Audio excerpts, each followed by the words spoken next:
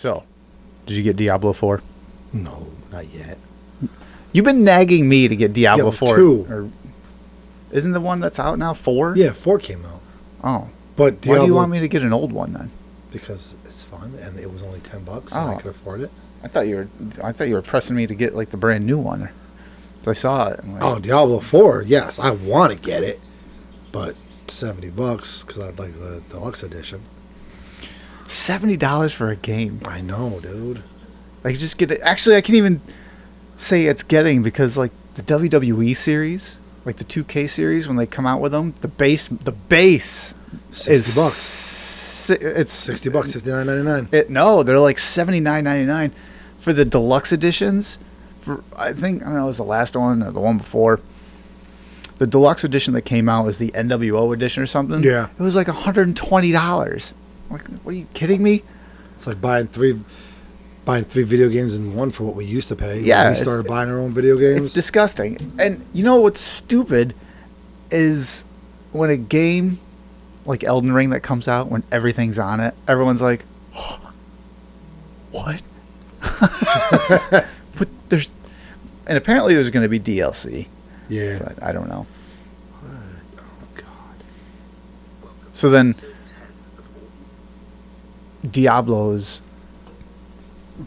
Blizzard. Yeah. So, in regards to Blizzard, the Nick Merckx. Oh, yeah, yeah. Getting all his stuff. Did you see exactly what he said? No, I haven't found it. I didn't find it. So, I'm sure everyone knows out there because the whole video game thing bled into the Politico sphere. Nick Merck? Yep. Is his name? Okay, so Nick Merckx or whatever. Was it FaZe Nick Merckx? Mm-hmm. Okay, so he's a Twitch streamer, and has been for a while, right? And I guess he's pretty big. Yeah, I don't pay. He's much up there attention with to like Twitch Ninja and Marshmallow and all people I don't know. But okay, so Ninja. Little backstory: Ninja and Marshmallow became famous because of Fortnite. Right. Like top tier players in the world. Right. You know what I'm saying? Yeah, Fortnite, and he plays. There's a few other things too. Yeah, Call of Duty, stuff like that. Much like, the only one I really know is a Dr. Disrespect, I think is his name. Yeah.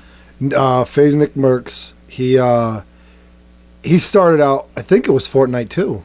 He jumped on the bandwagon and got popular. But then, of course, much like, let's drop a big name here, Vanoss Gaming Crew, they kind of bled into other games. Right. And now... because they started with Black Ops.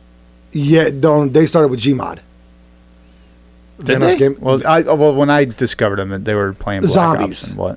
Yeah, they were doing zombies. No, that was before Zombies. They were just doing like the Ninja Defuse and all that kind of stuff. Yep.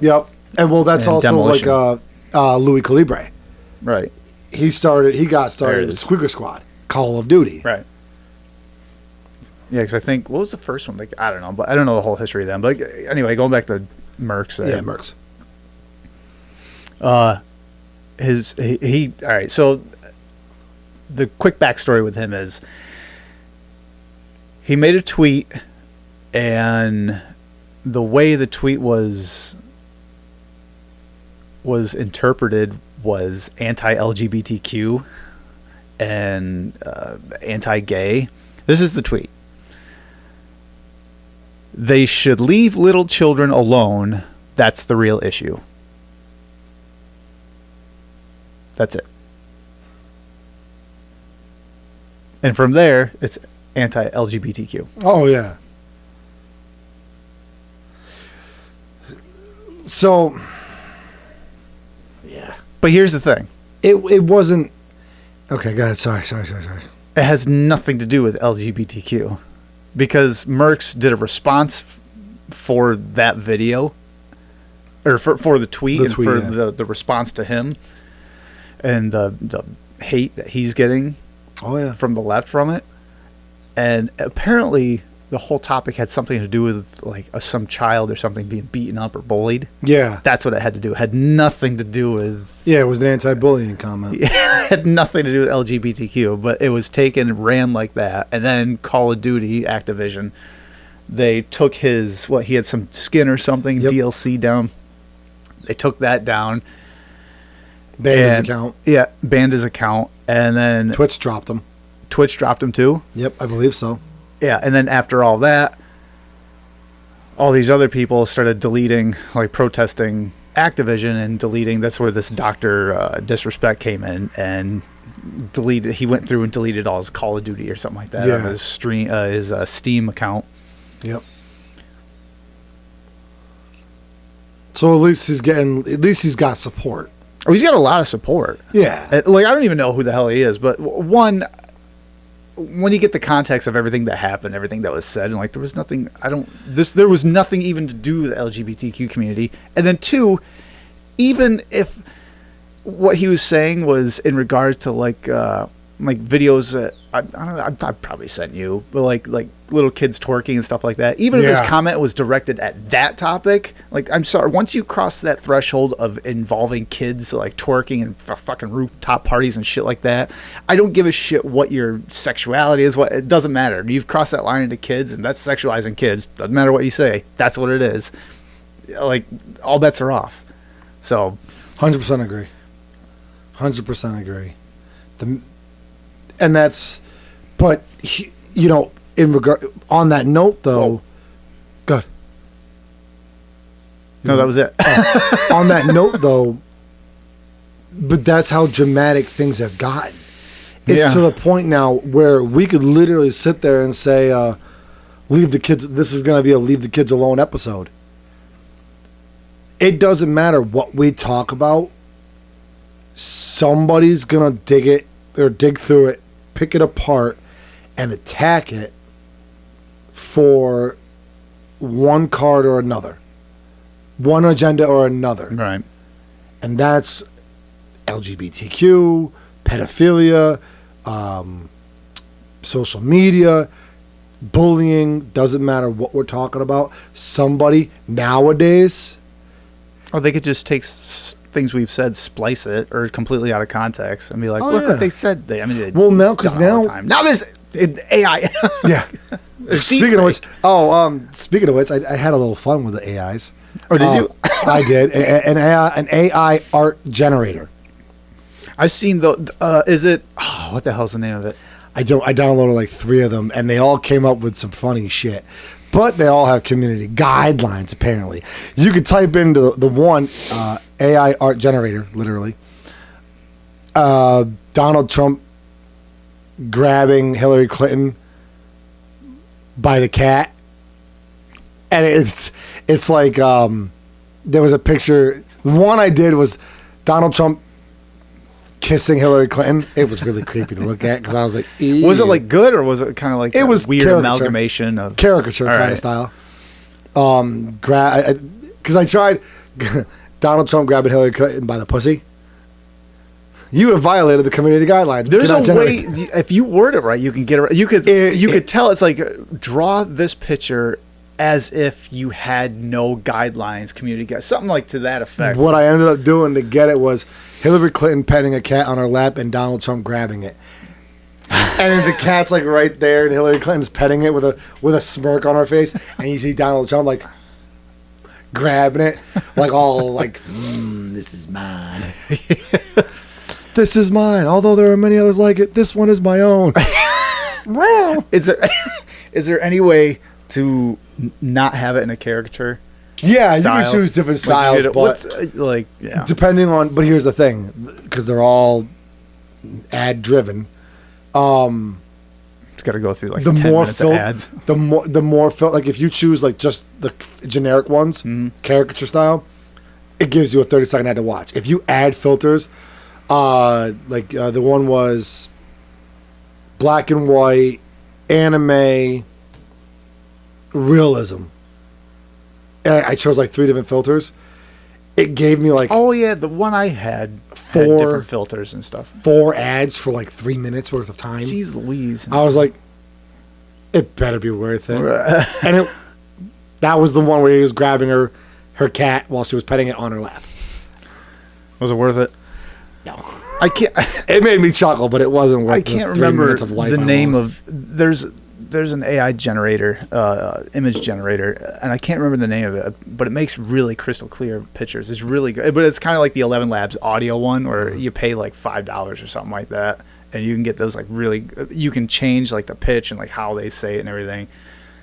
I cannot remember the name of it though. I'll have to. Donald Trump reciting the Pledge of Allegiance while getting a prostate exam. Will someone put Donald Trump allegiance to the flag? Donald Trump riding a rhino or something like that? Or, no. What they put was Ron DeSantis riding a rhino. That's the biggest horn she's ever had. Speaking of filters, earlier this week, there's no filters on this show. There are. We do pretty good. Yeah. We do pretty fucking good. We've poked the bear a couple times. Yeah. We do pretty good, I must say. This week we had a filter on our own eyes. Everyone did. In the entire Northeast. Oh my God. Because Canada was fucking burning down. Trudeau said, all right, I failed at burning the economy down. Metaphorically speaking, I'm going to burn the country down, literally speaking. I beg to differ. I think he did very well burning that down. He did very well burning down the social structure up there. Now he's doing very well burning down the forest fires caused by lightning. They're seeding clouds, and they're also setting the fires on them by themselves with helicopters. All right, so hold on, because I had to do I saw that video, and I had to do a little bit of research. Oh yeah, all you have to do is a little bit of research, but it was fun arguing with people. So the whole dropping the fire, what you don't see is when they dug the line. They cut the trees down, dug the line. Yeah. You don't even have to see if you're in the fire. Go ahead. So what they did was they cut a line to stop, like an end line, a finish line for this fire. This way it wouldn't reach to the next section. They did all that, and then they dropped the fire in there rather than let it burn for days and days, because they were comparing this wildfire to the Australian wildfires, which went, 2 weeks? Right. They lasted. I mean, the ones out west go for months. But that's why I had to laugh when we had this plume of smoke come down, especially like Tuesday into Wednesday. So I'm thinking to myself, not to cut you off, but I'm thinking to myself, the West Coast is probably looking at the East Coast like, ooh, we got smoke. I remember my first forest fire. Yeah. Pussies. Oh, that's a bad one? Hold my beer. Yeah. Anyway. So, they cut out the line to stop the fire, and then rather than let it burn and burn and burn to get to that point, they had to line the fire. Yeah. They had to get it going, get it meeting in the middle, basically, is what they were trying to do. This way it was, instead of burning all one direction, they now burned it in two directions, and hopefully it just went up and out like a mushroom cloud. Yeah, it's called control burning. Yes. Actually, it's called never. Controlled burn for the layman's terms. Yeah, what they were doing was, it was two things. I got in an argument with someone on fucking TikTok, go figure, which I always call, I was like, I feel like I'm arguing a bot, but anyway. They said, I told him, I was like, well, I go, this is a control burn. I go, it's odd how, and this is before I did a little more research. I go, it's odd how they all started at the same time. I go, I'll admit that, but I go, what they're doing with this video, like the helicopter dropping napalm or whatever the hell to start a fire, I go, that's a control burn. I go, that's pretty standard practice in forest fire. Yeah. And someone chimes in and goes, whatever happened to putting water on the fire? I go, this isn't a control burn. And they said, you don't fight fire with fire. I'm like, I go, what they're doing? I go, they're burning a line to basically have the fire stop. Yeah. I go, that's what they're doing. I go, depending on how far away the fire is, the fire that they are starting compared to the actual forest fire they're fighting, I go, it's doing one of two things. It's taking a fuel source away from the fire tetrahedron. I go, it's either taking the solid source, which is the wood, or what they're doing, if they're lighting a smaller fire next to the bigger fire, they're taking away the gas source, the oxygen, because that'll snuff the bigger fire out and drop it to make it manageable to fight. Well, then he goes back and forth with me a couple of times, and then somehow this person, man, woman, bot, whatever it is, goes on, they're blaming global warming. I go, what in the holy hell does global warming have anything to do with what I just said? I go, we're talking about controlled burning, not global warming. And they said, and he goes, well, there's a whole bunch of experts in the field that say global warming's a myth. I go, revert back to my original statement. What does this have to do with global warming? I already said in my initial response, the way they started all at the same time was kind of suspect. But the way they're fighting this is a standard practice in firefighting. Yeah. Then he disappeared.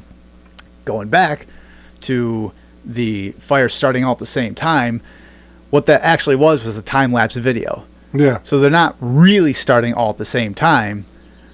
It looks like it when you watch this time-lapse, but they're not. Yeah. Well, what happens then, though, was there was this huge storm system that went through, and cloud to ground, and I can attest to this too. There's a lot of cloud to ground lightning that went through that system because the tree that's right out here. Yeah. I should have had you go look before we started, so it'll be dark by the time. You can probably take a flashlight out. Every single leaf on that tree is singed. Last Sunday, that got struck by lightning. Oh shit! It was loud too. Oh, I bet. But it happens all the time. The difference is we weren't we weren't as dry and windy up here when that hit is there. So, and someone actually pieced together. Hold on, because something tells me your mic's gonna pick this up. That's all right. It's just actually I think it's this like a tractor 12-year-old girl going, but yeah, it is. It's whatever middle schoolers, someone down the road driving a huge tractor up and down. Anyway, look what I can do. Yeah. There's a video of showing the lightning strikes and the patterns, because when a lightning strikes, there's also an explosion of plasma, electric pulse that goes up into the sky, so you can actually track where lightning strikes. They have a video or a satellite image of the lightning strikes, and then they take that and map it over the forest fires, and it fucking lines up perfectly. So, and it spells LGBTQ. That's how it's all. all. And then Nick Merckx got fucking banned. Wow. And that's how that all ties in. God, it's one big conspiracy theory that the FBI controls the weather, and they're trying to manipulate the LGBTQ. See, you guys are being played as puppets. 2 million acres. Yeah. At least at the time I wrote this. That's our number, right? This is at the time converted? I wrote this. It was 2 million, about 2 million acres. But they call them what? Hectare acres? Oh, yeah. Hectare acres or something like that. I forgot what the Canadian term is, which is actually like bigger, smaller than our, like their number. They do off the metric system. Right. So the number is going to sound a lot bigger.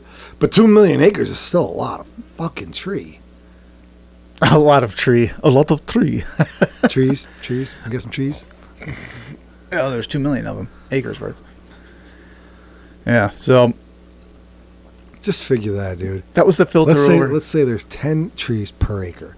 It's 2 million acres. That is 20 million trees. Let's see. Just out of curiosity. How many trees burnt in Canada's wildfire? Just out of curiosity. How much Canada? Oh, 4.3 million acres, which is 10.6. Hectare. Hectare. Yeah, it's weird. Whatever. Good luck pronouncing that one. There it is, hectares. Which, all right, so 10.6 million acres. So let's figure just on average, let's go smaller, just for 5 trees per acre. Per hectare. All right, well, we'll do this. What's the average amount of trees in 1 acre of land? Figure this out. 50 trees. Okay. 50 times 10 million is 500 million. 500.6. Yeah, 560 million trees. I was just doing easy numbers. Brain smart. Well, that's what it is. I mean, 50 and 10. So what? 500. Yeah. See ya. Where'd he go? So about 500 million plus trees burnt down. Yeah, 500. Fucking great. That'll be the next move. What? Save the trees. That's already been going on, dude. They're just like. But that's a lot of stiff wood that needs to be saved. Just like clothing styles. Are you all right? No, my Tourette's is kicking in. Just like clothing styles. I developed it from social media. All the clothing styles. Ass fuck. The The same thing that recycles the clothing styles that recycle themselves and they come back. The same thing's going to happen with different movements. On a side note, we're going to go back to Save the Trees, which is like the 80s. I'm going to go on fucking record to say, and I hope I get flagged for this. I really do. I welcome the flag because you will never convince me otherwise. The mullet. That is human evolution. It's back, and it's back hard. That's human evolution's blight on our species. That's like when Jesus came to Earth, when Jesus came back, whatever. Let's say the Bible's real. Hot take. Let's say that Jesus really did. The Jesus. Let's say that Jesus really died for our sins. Do you really think God was up there like, this is what's supposed to happen? Or was, oh shit, I didn't mean for that to happen. I think that's what the mullet was. Do you think, which is worse? The mullet or Jesus dying? The mullet. Jesus can die 10 times over. Which is... He's good at coming back. Is the beehive the female version of the moulet? No. Because what is the female version of the moulet? Is it just the moulet? The moulet. Because women can have the moulet. No, I like the moulet. Makes it sound classy. I fucked my cousin in the barn hairstyle, sure. Yeah. This is in the front. Business is the front, incest is in the back. That's right. Yeah, so, but you know what? I will go on record and say this. There's been some pretty badass people to sport the moulet. No! I've never. There are some badass people. There are some fucking kick-ass rockin' fucking the world people that have had the unfortunate the unfortunate experience of rocking I can't even say rocking, of having to endure a moulet. Okay? You know what? I think I'm going to grow a moulet. Just so every episode you have to look across and...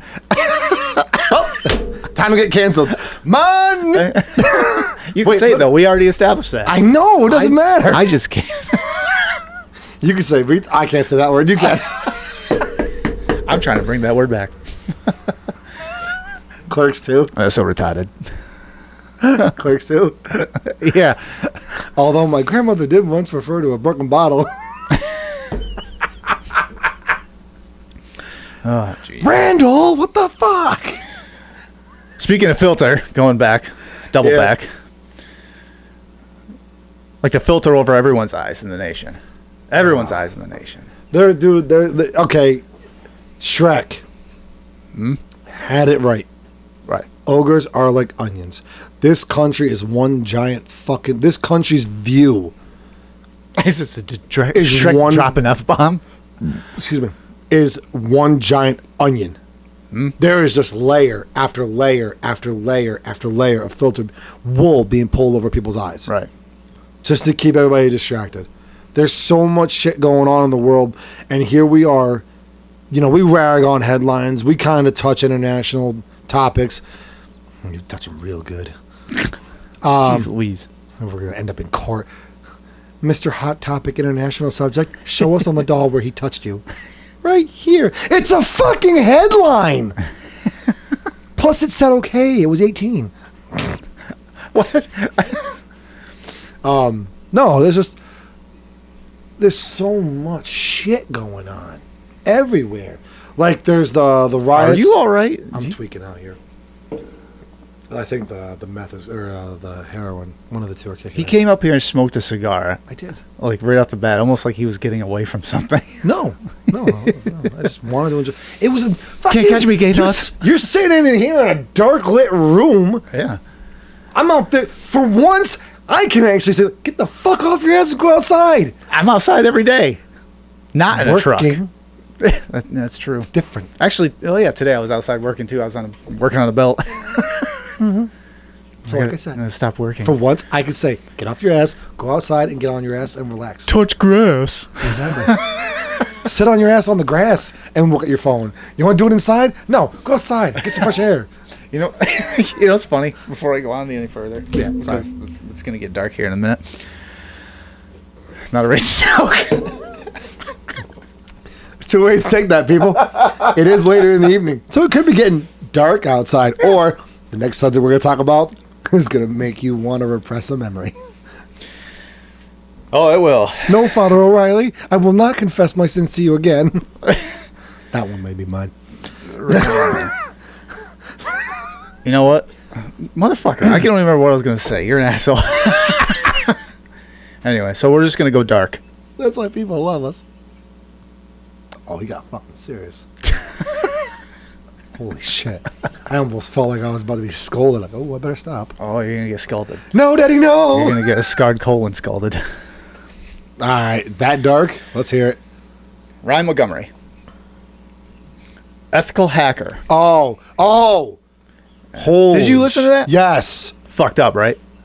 And he describes some things.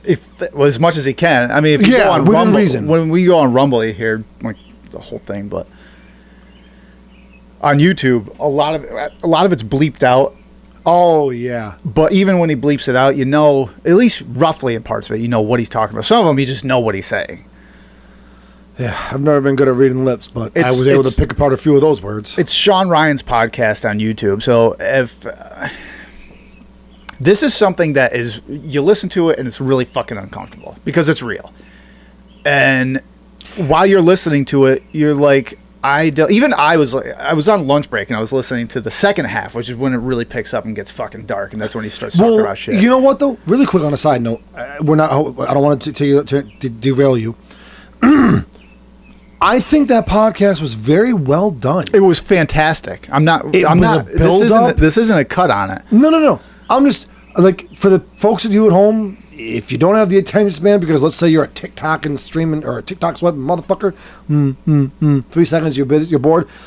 This is one of those few where at first I'm like, okay, all right. I kind of just idly listened by. The first hour and a half, but I could never fully break attention. No, I was like, it kind of kept me there. The first hour and a half, it just talks about how Ryan Montgomery got into everything he does. So that's kind of slow. It's just it's not like technical jargon, but it kind of touches on technical jargon. It's like, well, I started hacking this and doing this, blah blah blah. So for what they talk about in this, you got to get through the intro, or you can just skip. Like when I was talking to you, I called him. I was like, dude, you got to listen to this. Oh yeah, because he's like a couple weeks ago, he sent me this small clip. On TikTok is where I found it, of the show, and I'm like, what the fuck is this? So I found the show, and I listened to the whole. It's like 2 hours and 45 minutes roughly, and I listened to the whole thing. And while they were in the middle, like the second half of the show, that's when I called you. Like, dude, you gotta fucking listen to this whole thing. It's fucked. It's uncomfortable, and it's one of those things where a lot of people turn a blind eye to this kind of shit that he goes into, and not rightfully so, but completely understandable. Understandable. Consciously understandable. Yeah, because you listen to it and you're like, I know this shit happens, but I don't want to think about it. You don't want it to happen. You don't want to know what's happening, but you know it does. Here's the fuckery is, I'll get to that after, but so Ryan Montgomery is what he calls an ethical hacker. Now, he did some shameless self-promotion of like his business and stuff, which what the fuck ever. Like, I mean, for what he does, who doesn't do shameless self-promoting of anything? Tiki-Q Studios.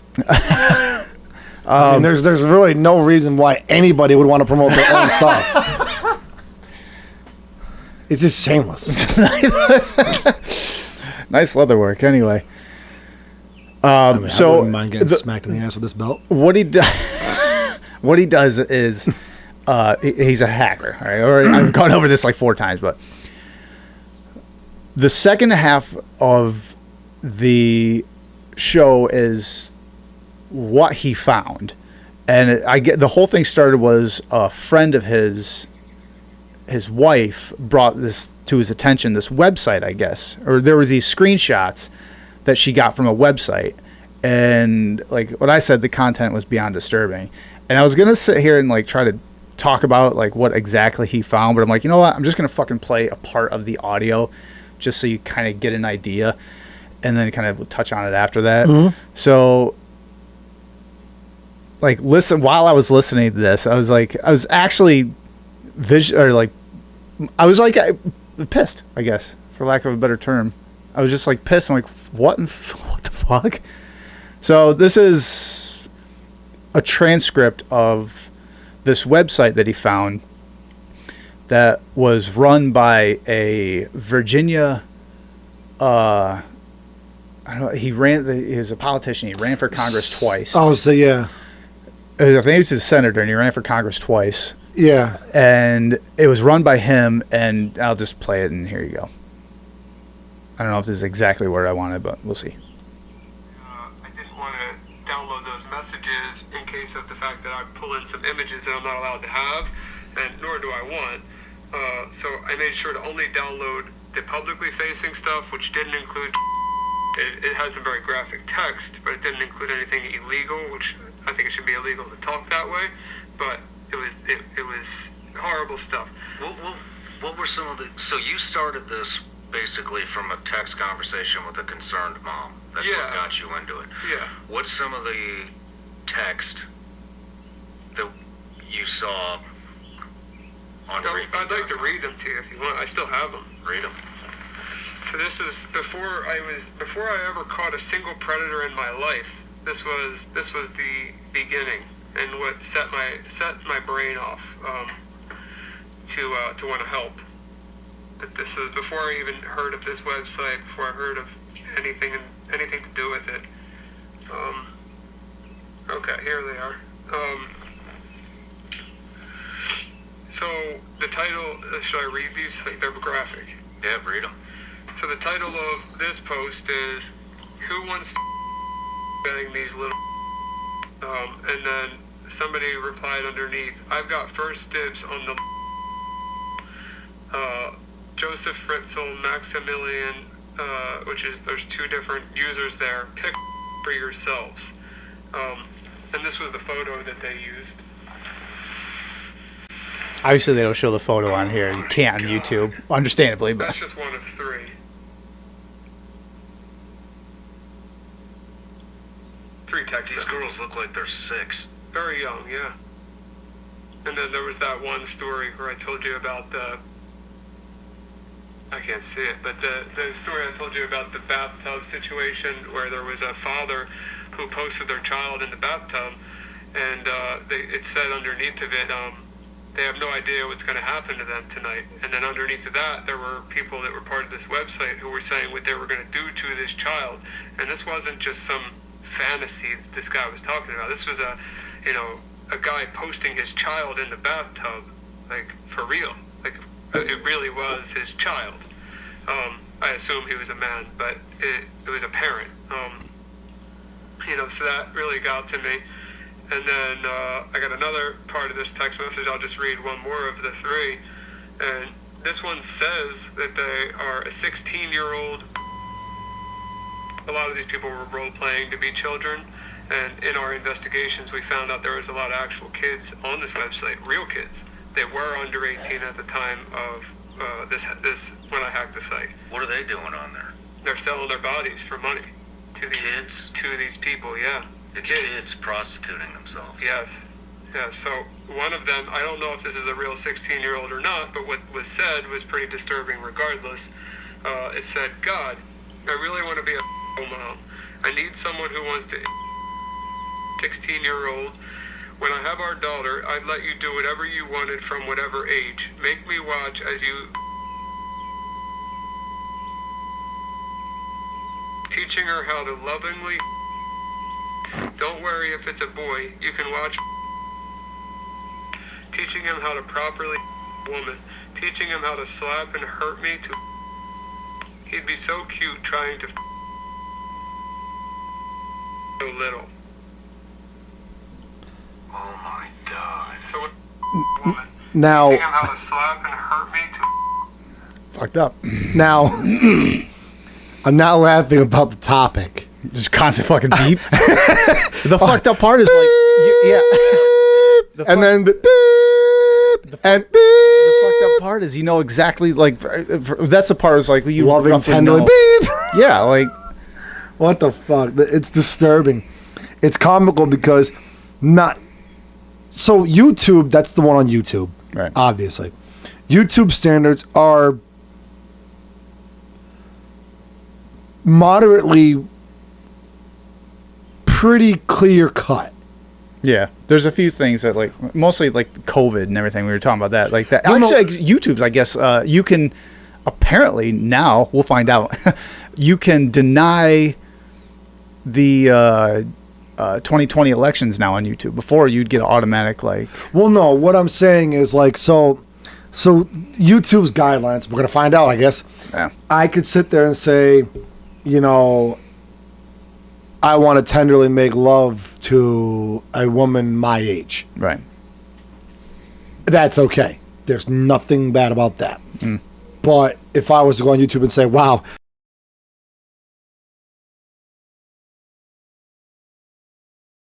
that used to be, that can still be. God damn it! Now I gotta censor Yeah, that. you got to censor that. Beep!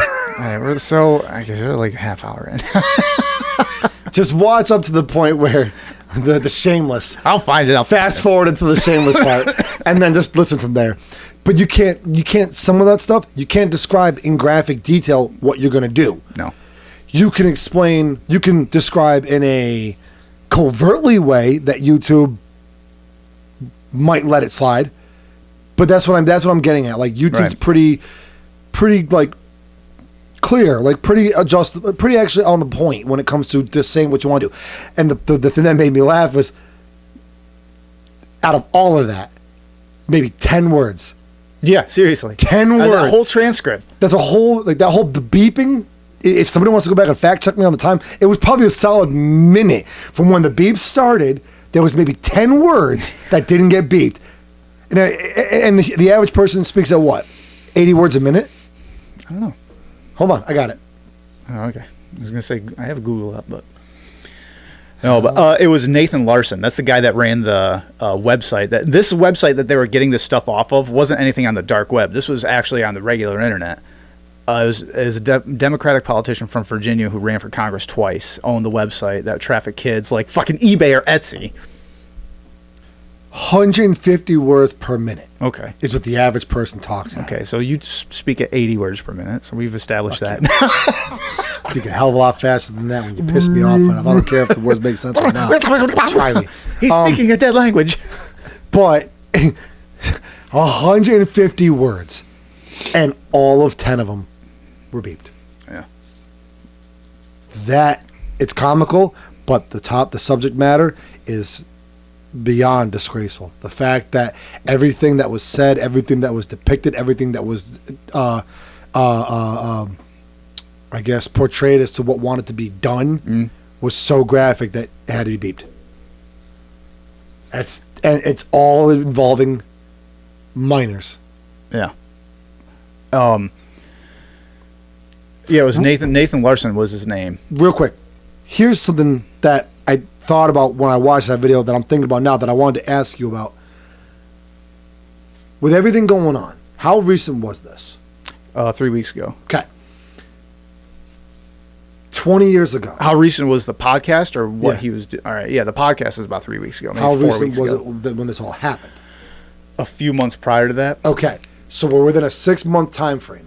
From this moment to about 6 months prior to today's date, everything transpired to where we have it now on our lap. Well, yeah. Here's my question for you that I thought about during the whole thing. Listen, especially on that topic. He said there are actual children on this website. Yeah, selling themselves. 30 years ago. Now, I'm not saying our upbringing was perfect. I'm not saying our generation was the best. But what I'm getting at is, do you think with the modernization of sex and the amount of in-your-face Normalization, you mean? Normalization, yes. All right. The normalization of sex. Do you think, in your personal opinion, that is contributing to what is basically children, like he said, prostituting themselves? 100%. 100%. I do. Without not even missing a beat. 100%. See, I felt kind of torn. Because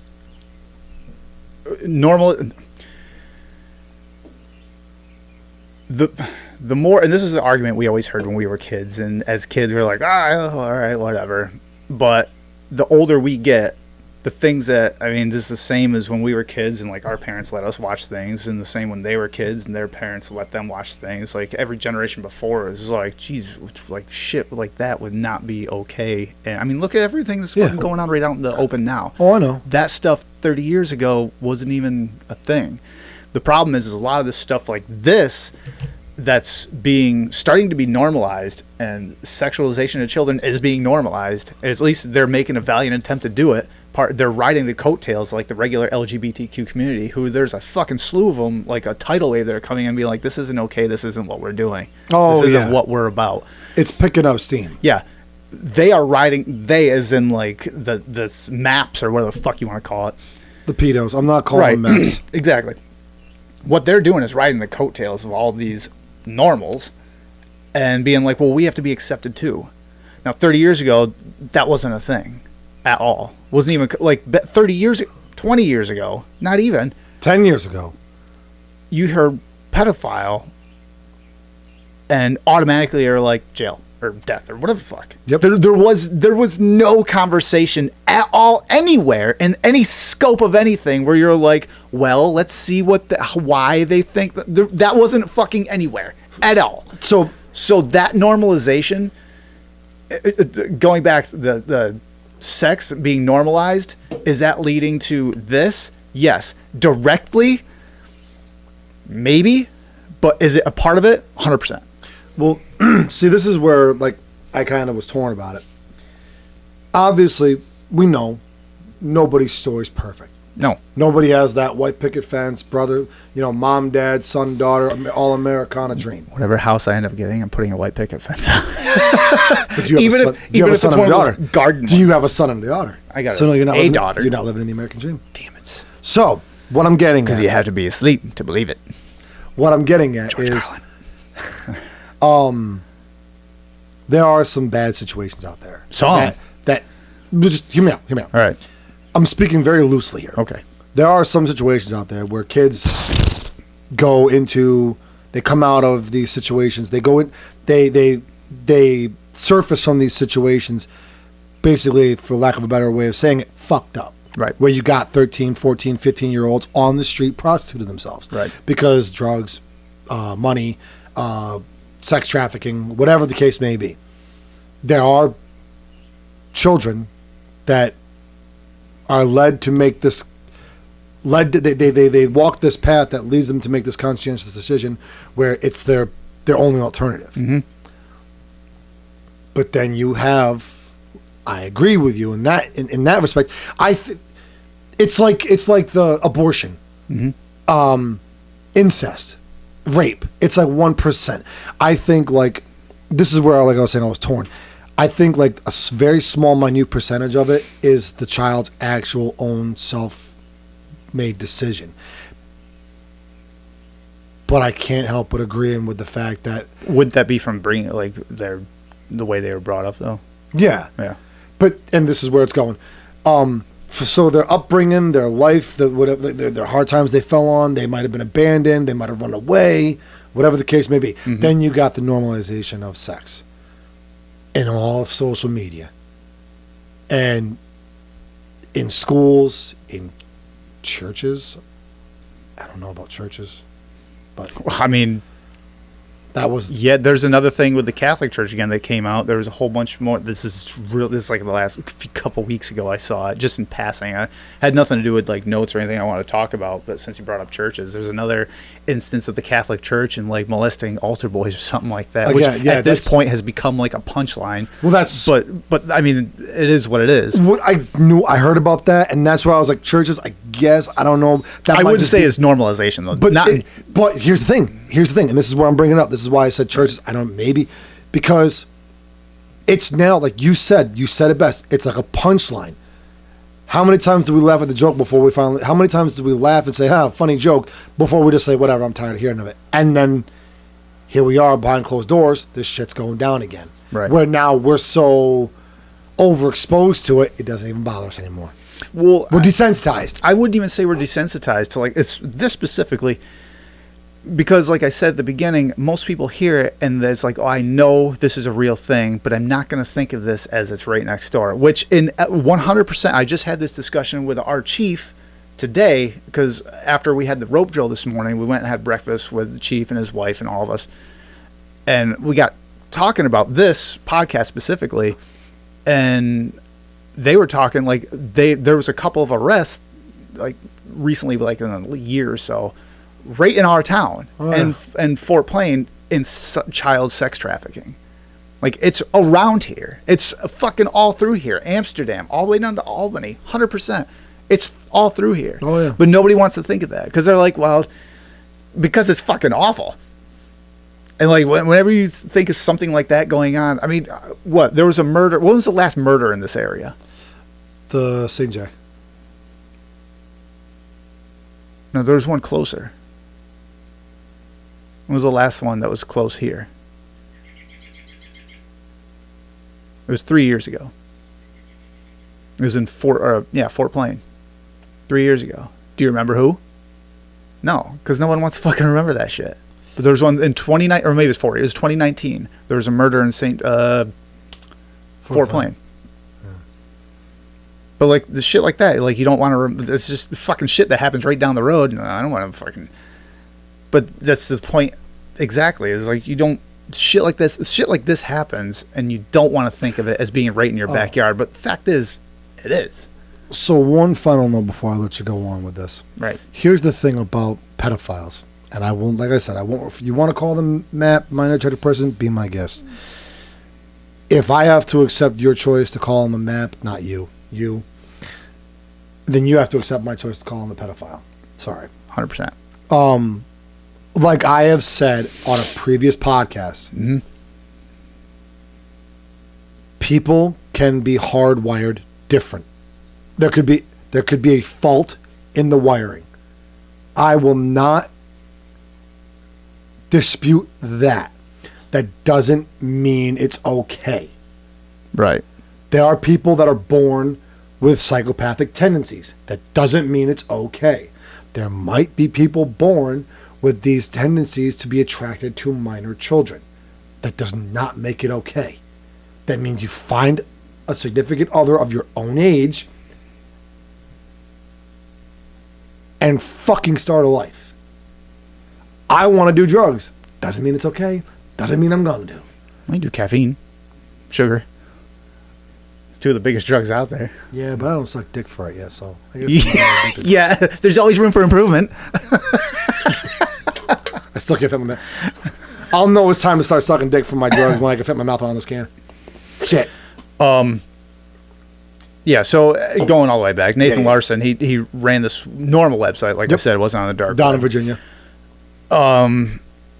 Nathan Larson had a quote during this that was Ryan Montgomery read during this podcast, and his quote was just as baffling as like listening to the transcript from the website. His quote was like, "What the fuck?"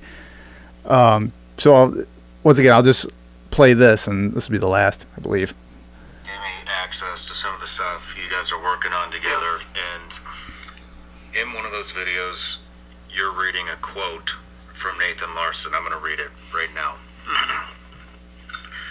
This is from Nathan Larson, Democratic politician that ran for Congress multiple times, ran a website for pedos to discuss their dark intentions and fantasies. Here's the quote. "It's not enough kids and take their innocence. You also need to reproduce the next generation with them. Let them see that you prefer to the offspring you have with them than to continue to have with a woman who is no longer jailbait." The quote continues, "But you can still sometimes. Just let her know, though, that what you love her for the most is producing with you a fresh, new, young girl, and that this is her main value and contribution had. You think fondly of her." This is disgusting. Yeah. I'm sorry. "You think fondly of her because that beautiful daughter reminds you of her."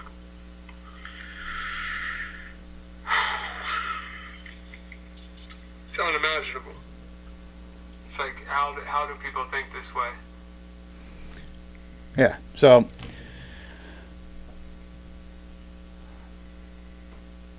our leaders, ladies and gentlemen. Those are our leaders. I guess this Ryan Montgomery, after he found out like that website specifically, he brought, and this Nathan Larson, like that quote, he brought this information to a multitude authorities, the local authorities first in Virginia, place of Nathan Larson's residency, and they didn't do much about it. So he brought it to the legal teams there, and then he also brought it to legal teams where he resided in Florida, and neither of them would do anything about it. If I remember correctly, doesn't he say like they took it and they're like, oh yeah, we'll look into this. Yeah. And then they're like, yeah, sorry, no, we can't do anything with this, and gave it back. That was that with the legal team? Because that was, I think that was the legal team. There was also, yes. he went to bring this to the media as kind of a last resort, and like he said, well, before that he reached out to people like Candace Owens and all these different people on the left and right, like Shawn Ryan said. He goes, unfortunately, that's a political climate we're in. It's like you have to left and right. It's not like, hey, this thing right here, doesn't matter whether you're left or right, this is a fucking problem. Neither side, like some people like Candace Owens and them never responded to it at all, and then other people just flat out said no, they wouldn't touch it. So then he went to the media, both sides, and the media was excited to cover it, and then they gave it to their legal team. Their legal team looked at it and said, we're not touching this. That was because of how he got the information, the hacking, which was illegal. But Ryan Montgomery said, well, could you just at least make the website public knowledge? Like, make people aware. Like, you don't have to use names. You don't have to use whatever. Just let people know, hey, this website here, and this is what they're doing. Put that out there, and they wouldn't do it. Which is fucked up. Well, no, because maybe I misheard him. I could have swore at one point he even talked about how like he went about a legal way to find it. That was actually him going to lawyers. Not, I'm talking about the legal team as in like, say, CNN's legal team, Fox's legal team. They looked at it and be like, we can't touch this because of how you got the information. So they wouldn't do it. And then Ryan Montgomery went, well, without giving information like names and who did it and whatever, can you at least give the website and say, avoid this website because this is what they're doing, and they still wouldn't do it. Fucked up. At the same time, this is why I'm glad I put this down. This is completely not off topic, but off subject for like this podcast and what they were talking about.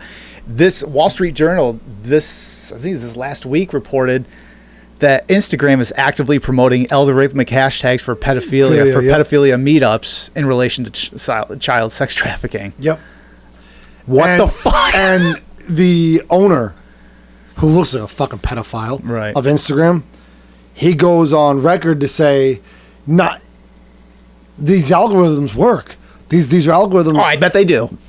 They are geared to." There's a whole long comment he does.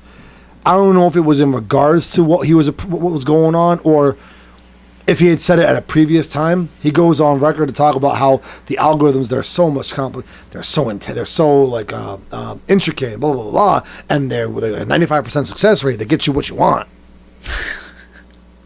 Is this response? I don't know if it was his response or if he had made this comment. Even if it wasn't a response, just because you know he has to. There's no way something like that could just slip through the cracks. But yeah, so. Oh, and then added on to that, you hear about Mel Gibson's documentary he's putting out? No. He's putting out a 4-part documentary on the global child sex trafficking ring. Mel Gibson is. Oh, he did. You know what's fucked up? That's the first thing I thought of too. Because how many other people, Chester Bennington, a whole bunch of other ones, they were looking specifically into stuff like this, and miraculously they all Epstein themselves. Like, you know. But there's a number from Mel Gibson's documentary. the trafficking ring, I guess, last year profited $34 billion. In comparison, just hold on. Wait. In comparison, the airline industry this year is on track. The entire airline industry worldwide is on track to profit $22 billion. $12 billion less. Quick question. And this is probably going to be like, it's going to be like somebody literally just stuck a finger up your butt surprisingly when I ask it. We can track the amount of profit child sex trafficking can make, but we can't figure out, but we spend fucking years finding out, Russian collusion is fake. What? You can tell how much former President Obama paid to have sex with a fucking 12-year-old boy, but you can't find out how Hunter Biden and Joe Biden made $10 million. $5 million. $5 million It was apiece, $5 million. miraculously.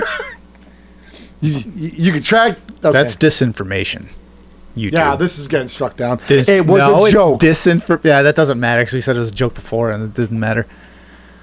Jesus Christ. It's almost, yet again, it's almost like 25 years ago, Alex Jones was right. He is the modern day Nostradamus. He's not even Nostradamus because those are predictions. Alex Jones is going out and be like, there's a discrepancy here. Yeah, fucking not. Like he's actually going out and looking into stuff, finding things out, and be like, this isn't right. Jesus fucking Christ. Yeah. Yeah, censor that one out too. This way we don't get canceled. Might as well go all the way. Here's some stats. This is some stats that Ryan Montgomery wanted to rattle off at the end of his, and I wrote them down. Like, why not? I might as well share the stats. 1 in 5 teens receive an unwanted sexual solicitation online. This is from Crimes Against Children Research Center. 13 years old is the average age in which a child first encounters a sexual website. That's from Guardchild. 75% of children are willing to share personal information with strangers. That's from eSafety Commissioner. 50% of sexual exploitation of children begin on social media platforms.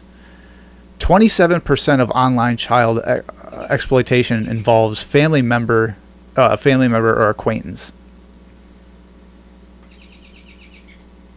And he says the last two there, the 50 and the 27%.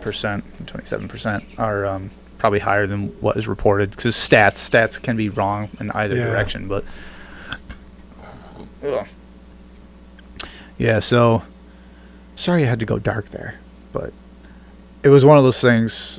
Every now and again on the show, we're doing like that had nothing to do with any of the other stuff in there that I had in here. But I'm like, I heard it, I'm like, I gotta fucking rattle this off. So I think I'm gonna put the link to that podcast in the description, just so like it's fucking uncomfortable, it's not fun, but I firmly believe that it's one of the things everyone needs, any parent especially needs to know.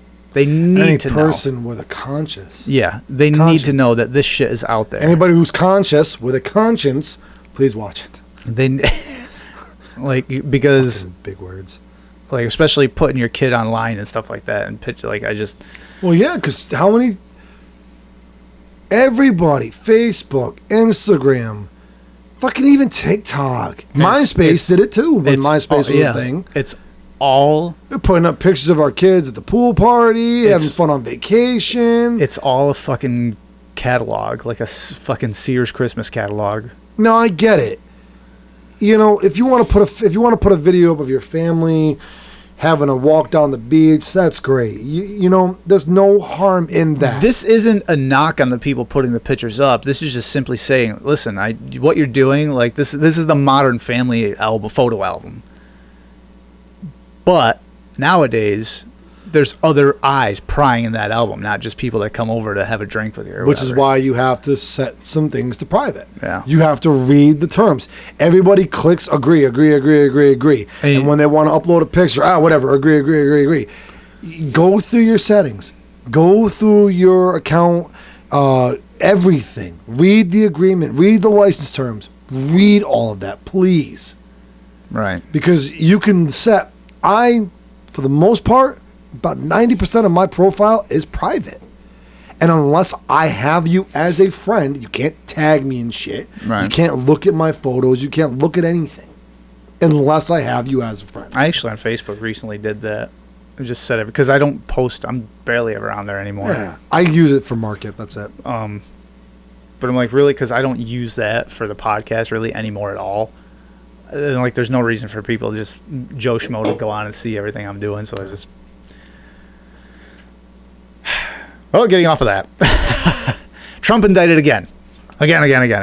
Yeah. And that was I guess they the papers were released or uncovered or whatever, that now it's another 37 indictments or 37 charges for allegedly losing control of classified documents. Not unlike Hillary Clinton with her emails to Jake Sullivan. That's different though. Jake Sully. Avatar. Yeah, so he's indicted again. They are trying. And didn't they announce that the same day that they were supposed to... There was the same day as... Well, he announced it, which I think is a bad move on Trump. He announced it the same day. Go ahead. Didn't it hit the mainstream media the same day that some of the results about the Hunter Biden situation was supposed to be released? That, and the same time that was released, the FBI whistleblower for the UFOs and the government having like... the government evidently has, for decades, unhuman manned flying objects and also apparently bodies. Whether they're extraterrestrial or other theories are they're human-like, like humanoids, modified. So whatever it is, there's a chance they're still warm. Probably. Jennifer's body. Oh no, never mind. I don't like. I mean, Megan Fox is hot, so she opens her mouth. Yeah, that's most. Anyway. Good. For once, he makes the fucking female joke. I've only done over 200 podcasts at this point. They grow up so fast. I've never been more proud of him, and he's older than me. Yeah. So 39 soon, buddy. Yeah, this summer. Yeah, I actually put here, announced the same day as apparent FBI confirmation of Biden receiving $5 million bribe to have an investigator fired who was investigating Burisma. Yeah, the prosecutor or something like that. Yeah, which that was, we've covered that before. That was a whole verbatim. And Biden said it himself, quid pro quo. When Biden told you got to fire this investigator, and he said he wasn't going to, and they said, well, if you don't do that, we're going to hold U.S. government funds to you. Yeah. Which, fucking quid pro quo. Definition. That's what it is. This for that. Yeah. And then they said, well, you can't do that. Something to the effects of you can't do that. And then Biden, this is when he was vice president under Obama. He goes, we'll go ahead and call the president. Yeah, so his indictment was the same day as that. The reason I think they're doing it is, remember last time this happened? Perp walk. My uncle said it was for the perp walk. I don't even think it's that, though. I don't even think they care anything about the perp walk because nothing's going to happen from it. I think we've pretty much already established that. Nothing will happen. It won't even be the perp walk. The thing is next fall they start the whole political trail. Mm-hmm. No, if you're this fall, this next coming fall. If you're indicted, I think there's 10 or 12 states where if you are indicted, you cannot be on the ballot ticket. If he's, and I guess he's going to be indicted again by Georgia for being an inciter for January 6th. Oh, dude, they are trying. Yeah, and I don't know if it's this week or this coming week or the next month. One of those two. Georgia's going to indict him on that. And there again, I don't think anything's coming because he's got transcripts and everything there. He read it when he was on CNN, on the town hall. Nothing's going to come of that. But if he's indicted, he allegedly he won't be able to be on the ballot. In just a few states. Enough. Like California, New York, which is odd because I think Michigan, $100. I'll put it on those 3 states. Yeah, but no, it wouldn't make sense though, because those are blue states anyway. Exactly. But if he's not on those states, they're blue states anyway. They're going to want to have him on purple states or red, unlikely, but purple or red. That's where they're going to want him off the ballot, because if he's off in those swing states or red states, those are the winners. Yeah, there's no way then. And he's not going to, and they're going to want DeSantis in there because I think they know they can beat DeSantis, who also announced he's running, which that was interesting in and of itself. He blew that. DeSantis has great ideas. He has no fucking charisma. And he has terrible ideas whoever his team is to put the shit together, that they should be fucking fired yesterday. Because they announced he was going to announce something on Twitter. This was a couple weeks ago. I remember that. Yeah, they basically said, "Hey, I'm going to announce my presidency on Twitter, so make sure you turn in because we don't know what it's going to be, President." So, and then when they do the live stream, it crashed like fucking half a dozen times because the Twitter, they weren't, the whole thing was a fucking fiasco. But the left wants DeSantis to go up because, like I said before, he's already a shill for foreign policy. He's already part of the establishment, and he's already he has no charisma. So anyone they put up against him will be able to, I really think the left would beat him. Now, what he did in Florida during the pandemic was brilliant. He just stood up and be like, "We're not doing these mandates. Sorry," and the whole nation is like, "You better do this." Like, no, and that was brilliant. But outside of that, I'm not really sold on him. He says a lot of good things, but unfortunately in this day and age, if you don't have charisma. Yeah, they're gonna limit the candidates to someone who might not do someone who doesn't appear to be worth the wait or worth the time. Right. Or somebody that you can only vote for in half the states. You're the media, the DOJ, the judicial system, the FBI, the CIA. It sounds like, and this is going to be conspiracy theory kind of shit. You put your tinfoil hats on, everybody. It sounds like they're trying to funnel everything into one person, and that's going to be good old Uncle Joe. No, I think it'll be Kamala. I think it'd be Kamala. She can't be president. Why? Wasn't she? No. I was pretty sure. I don't know. Maybe I'm wrong. Maybe it's somebody else I was thinking. I don't even think the left wants Joe to be. I think they wanted Joe as a placeholder for now, but that's just speculation. That's complete hearsay. Yeah, so at the same time that comes out, Trump's indictment, which, like I said, Trump announced that he was being indicted before that it was an actual official announcement. The FBI whistleblower for Biden's corruption involving shell companies. Apparently, they said they can't guarantee the FBI. The FBI. Here's the thing, too. The FBI can't guarantee safety of the FBI whistleblower. So a member of their own squad. They can't guarantee the safety of their own employees. Yeah, they said we can't guarantee his safety. So in other words, it's like, shouldn't open your mouth. You're dead. But here's this from Sky News. Joe Biden allegedly pocketed $5 million in Ukrainian bribery scheme. Allegedly received $5 million from a Burisma executive while he was U.S. vice president, the same company his son Hunter was involved with, according to Fox News Digital.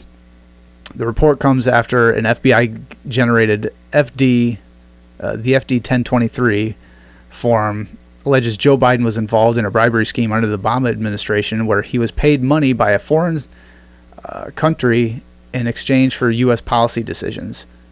Boy, what's that sound like? Anyway. The FBI had originally refrained from confirming the existence of the document, but have now given the House Oversight Committee access to review it themselves. Almost like if they didn't, they were going to be charged with, what is it called? Oh, fucking perjury. The Bureau had been hesitant in doing so to protect the safety of its highly credible, quotes, confidential source who has worked with the FBI for over 10 years. South Carolina Congresswoman Nancy Mace has now seen the form and said it's, quote, worse than has been reported so far, end quote. There's damning evidence the sitting president of the United States sold out his country in an ongoing bribery scheme, Congresswoman Mace told Fox News Digital.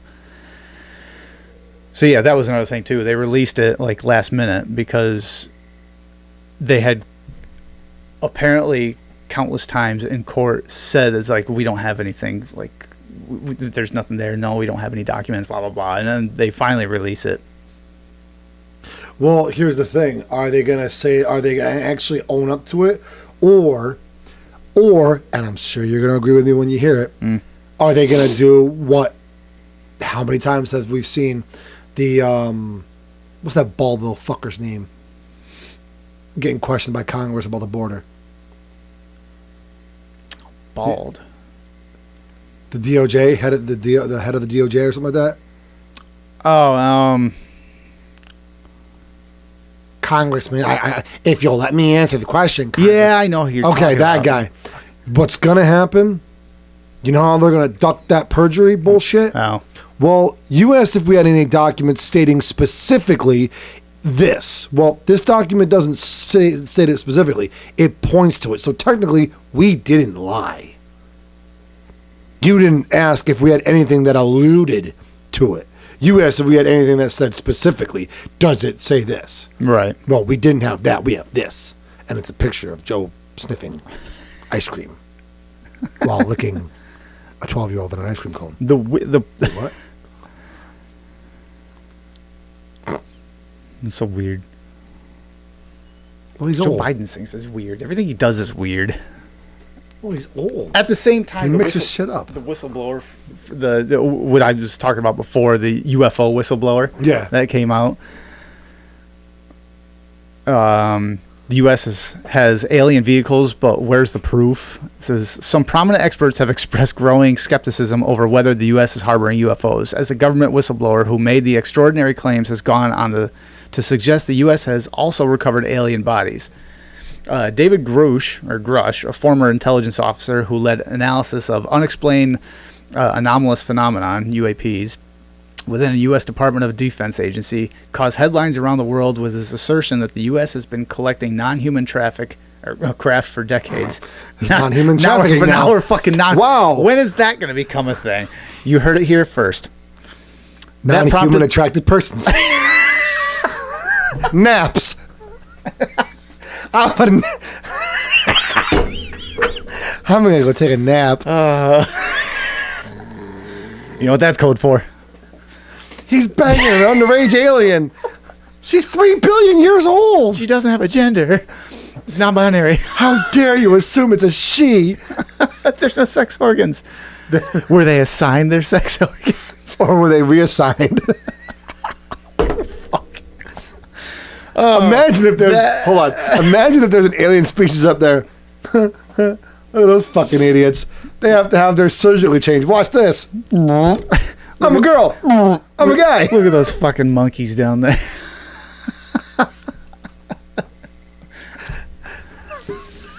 That prompted the U.S. House of Representatives to announce an investigation into Grush's allegations, with a hearing on the issue accepted to be announced in the next few weeks. The hearing is set to be the latest official U.S. response in recent years to the issue of UAPs, which has raised heated speculation among UFO believers, as well as prompted national security concerns in America about the possibility of unknown craft from other states that could be penetrating U.S. airspace or operating around the globe. I think that and the Trump thing announced at the same time as Biden's is no fucking coincidence. Tinfoil hat Especially time. because it was announced on a Friday, I believe. like over the weekend on a Friday, which is notoriously news dumping ground for just bullshit stuff. Fridays and over weekends, because by the time Fridays especially, because by the time you get to Monday, that news is 3 days old now. What's the next thing? You don't want to run with that, so you go on to tinfoil hat time. All right. So this video's gonna get struck down. Oh, fuck me. I mean, if it keeps the video up, I guess I could try. Well, I'm going to. But it's going to take a little while for me to really get in the mood. So, aliens. I just think of the guy with the fucking crazy hair, like aliens. What if the church? Because the church, let's be honest. If you don't mind, really quick, Google how much money the church makes a year. Which denomination? Take your pick. Just any? Go with the most generic, Catholic. How much money does the Catholic Church take in every year? Here is some information for how much revenue does the Catholic Church generate? According to marketplace.org, financial statements from 2021 show that the Institute for the Works of Religion, also known as the Vatican Bank, earned a net profit of 18.1 million euros and had a total of roughly 2.8 billion euros in assets, which amounts to more than $3 billion after adjusting for inflation. Okay, so $3 billion, not quite like trafficking. So let's just play it on the safe side. I wonder if the trafficking is mostly from the Catholic Church. Let's just say, for argument's sake, that it's a $2 billion a year profit. Easy math. Revenue industry. Right. I mean, fuck. Biden sold out his country as VP for $5 million. That's a really low number. You realize that? You mean to tell me? Before you go further, just think about that for a minute. $5 million. Sold out for $5 million. That's a really fucking low number. That should be a slap in the face to every single fucking U.S. citizen out there. However you vote, $5 million. The fuck? Google, Facebook sold for what? No. Well, fuck that. We'll even go, no, fuck that. We'll go Star Wars sold to Disney for $4.3 billion. $4 billion. One company or one franchise got sold. We're talking about a fucking church here, okay? An organization, a company. So, what if? I mean, fuck. Biden sucked dick for $5 million. I mean, WWE, I think, is selling to, what the hell is the name of the company? I don't know. UFC. For, I think, $9 billion. But okay. Anyway, yeah, the one that UFC's under. You mean to tell me the church can't say, hey, Joe, shut the fuck up. Here's $10 million. Because if you release the fact that there's really aliens out there, that kind of breaks the book. This isn't Joe, though. There's nothing. Any fucking president for that. Any fucking. Hey, FBI. Hey, Donald Trump. Hey, Hillary Clinton. Most of this stuff is whistleblowers. It's people who come out and be like, what I'm saying is, the church. This is the conspiracy part of it. The church is the aliens funding the silence of extraterrestrial life. Because the minute that comes out, God created the earth in 7 days. Yeah, but and humans, according to the creationism. By religion, that could just be explained away by, like, well, God created it. That would be like that. But why wasn't it in the Bible then? It is. Where? There's a lot of different. I already know I'm doing this for your sake. What? Keep going. There's a lot of. What you're about to show me. There's a lot of different. Hold on. There's many chapters of like angelic creatures. Yes. Yeah. I was just being sarcastic. Oh. But here you go. Let's whip them out. Whip it out and show me. Excuse me while I whip this out. No, but so I mean, just how fucked up would it genuinely be if obviously there are UAPs, unexplained aerial phenomenons. Right? That's what it means. So here's one. This is from Ezekiel 1, 4 through 28. I'm not going to read all of them, but I looked and I saw a windstorm coming out of the north, an immense cloud with flashing lightning and surrounded by brilliant light. The center of the fire looked like glowing metal, and in the fire was what looked like 4 living creatures. In appearance, their form was human, but each of them had 4 faces and 4 wings. Their legs were straight, their feet were like those of calves and gleamed like burnishing bronze. Classical religious depictions of me at a fray party. Great. 4 wings. 4 wings, 4 faces, 2 hooves, and a massively small wiener. But anyway, going back. The only thing bigger than my enormous penis is my ability to lie about its size. It's huge. It's huge. Huge. But, it's not big. Yeah, the same time as the whole Biden thing came out. Interesting conspiracy theory, but I'd like to know. Before you even ask that, I already know. What does why even matter nowadays? I guess you're right. There's no more asking why. It's what can I tie it to? Where can I how do I impose my agenda on it? It's not why are they doing it. It's how do I impose an agenda upon it? Here's an interesting take. I heard this past week. I'm like, that's 100%. You could tie that to everything that's going on now, is at least in political spectrum, because you always have to blame a problem on somebody. And I can't remember who said the quote, but I thought it was brilliant. It was, good things just happen, bad things happen because of somebody. Now imagine, I'll go even further. Let's say Earth is like 2 dudes standing at a vending machine, and the aliens are fucking with a switch while these 2 humans are trying, dance monkey dance. Aliens are flipping the switch, fucking with us, getting our vanilla Pepsi. Remember that commercial? Yeah. Commercials in the 90s, early 2000s. You're looking for a house that's out in the country, right? Ish. Yeah, ish. Can we not talk about this? You're gonna grow. Why? Nobody gives a fuck. So am I. I thought you were gonna pitch a house. Yeah, I found one right here on Realtor. Realtor.com. 1500 Pennsylvania Ave. Yes! You too could sue the White House for a measly $1.2 billion. That's weird. It's foreclosed for $50,000. I got it. Zillow? I'll take it. In that garden in the back there, you going to grow some fruits and vegetables? Would you? Oh, I would love to. Yeah. Well, you know now, they're apparently pushing to register your garden. Your phone has something to say about that. This is from the Fence Posts. Counting gardens.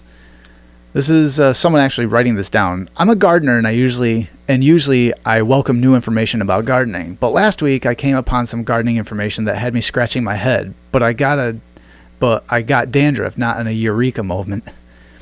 So they go on to, let me explain. As best I can tell from the info, the U.S. Department of Agriculture has renewed its push for the People's Garden Initiative, a proposal that would include registering vegetable gardens nationwide. According to the USDA, the move is to foster a, quote, more diverse and resilient local food system to empower communities to address issues like nutrition, access, and climate change. To register your garden with the USDA, you must meet several easily obtainable standards. School gardens, community gardens, urban farms, small-scale agricultural projects in rural, suburban, and urban areas can be recognized as a, quote, people's garden. If they register on the USDA website to meet criteria, including benefiting the community, working collaboratively, and incorporating conservative practices and educating the public, these standards essentially define every community garden in the country. Interesting to me that the USDA, which usually almost begs for public comments on proposed policy changes or additions, has, to the best of my knowledge, been turned off to the USDA's video. We welcome gardens nationwide to join us in the public gardens effort and all of its representatives. No. Secretary of Agriculture Tom Vilsack. Local gardens across the country share USDA's goals to building more diversified and resilient local food systems, empowering communities, and come together around expanding access to healthy food, addressing climate change, and advancing equality. The People's Garden? Yeah. What would you put in your People's Garden?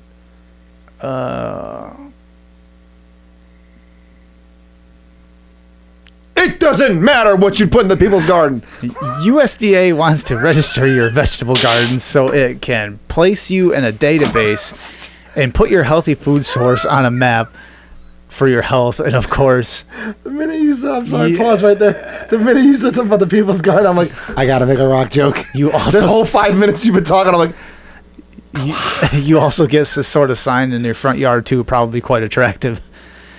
Now, maybe it's just because of all the shit we talk about all the time. The minute I saw register your garden, I think Bill Gates buying up hundreds of fucking thousands of farm acreage out in the Midwest. And I'm like, this just seems like more ESG score bullshit. Or just more like keeping track of everything you're doing. And I added on going on to the 15-minute cities, added on going to Own Nothing, Be Happy, like add on to all that bullshit. The World Economic Forum, like. Or is this more of an attempt to, let's say Mr. Gates decides to buy 115,000 acres in our local community, in our state or whatever. Well, now he's got a legal team that can roll in and say, okay, well, your garden's registered. According to zoning, according to this, according to that, you didn't meet this, you didn't do this, you didn't do that. It doesn't have to be Gates. It could be anybody. Anybody, for that matter, could step in and say, you can't have a garden because you didn't follow protocol. Gardens too, yeah. So now, your self-dependency is fucking gone. Right. Like I said, I'll register my garden just as soon as you register the underside of my ball sack. But then they own that. Why would you want to do that? That means someone had to touch it and tattoo it. And it wasn't me. For a change. No crying. But like I said, everything we cover, I mean, like, the minute I saw the article, I'm like, register your gardens. What the fuck? That shit. No. Like, why? Even, like, going through the article, I'm like, I don't see the logic here. Like, why? It just seems like a waste of paperwork. And if you take it by surface value and they're doing whatever, oh, this is for the community and blah, blah, blah. What the fuck is the point? Until they find a way to generate income from it.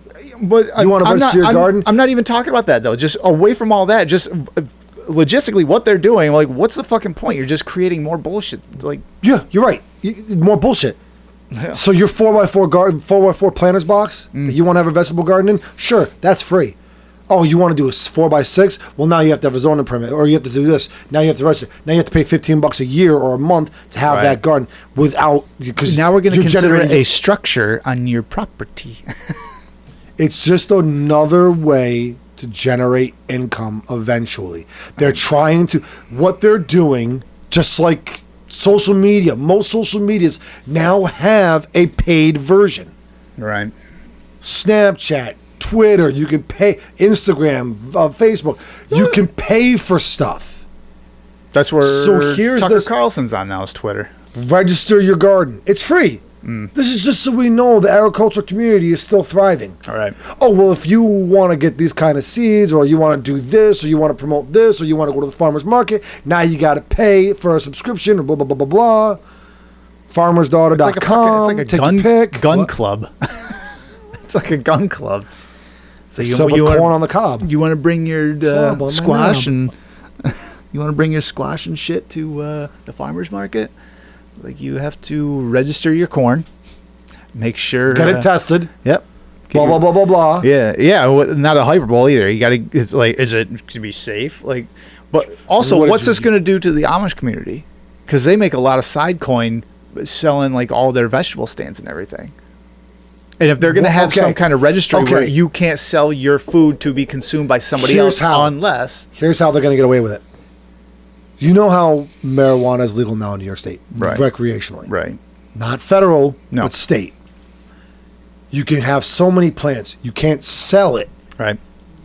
So what are people fucking doing when they have all these plants that they're not going to smoke the weed? Hey, trade it. No. I'm selling mason jars for $40 a jar. Yeah. You're buying the jar.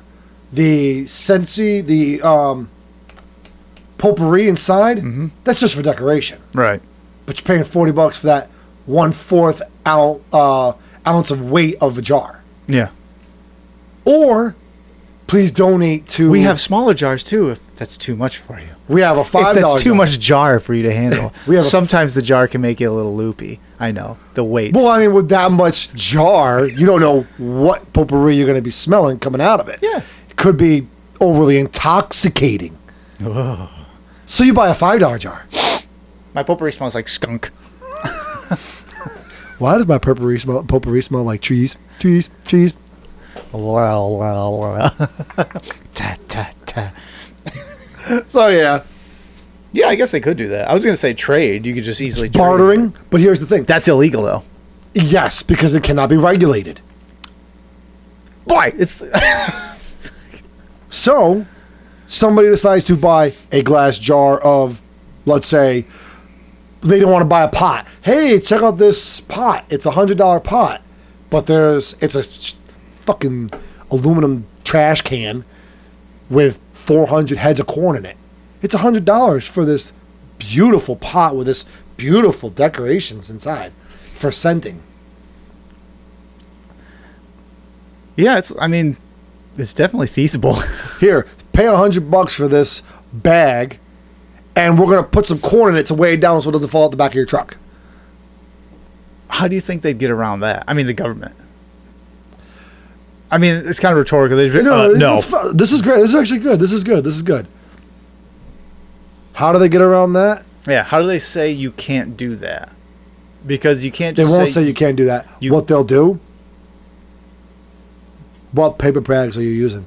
Because these paper bags are processed in a mill that uses this much chemicals. We are now banning those. So now you have to go to the U.S. government bag, which is perfectly honest but natural, made from Canadian redwoods, made from the ash of 2 million. Made from the ash of 10.6 million acres and about 1.2 billion Canadians' tears. Jeez. Every bag has the Trudeau gotcha bitch logo. Think of it this way. The electricity, look at New York. Hochul.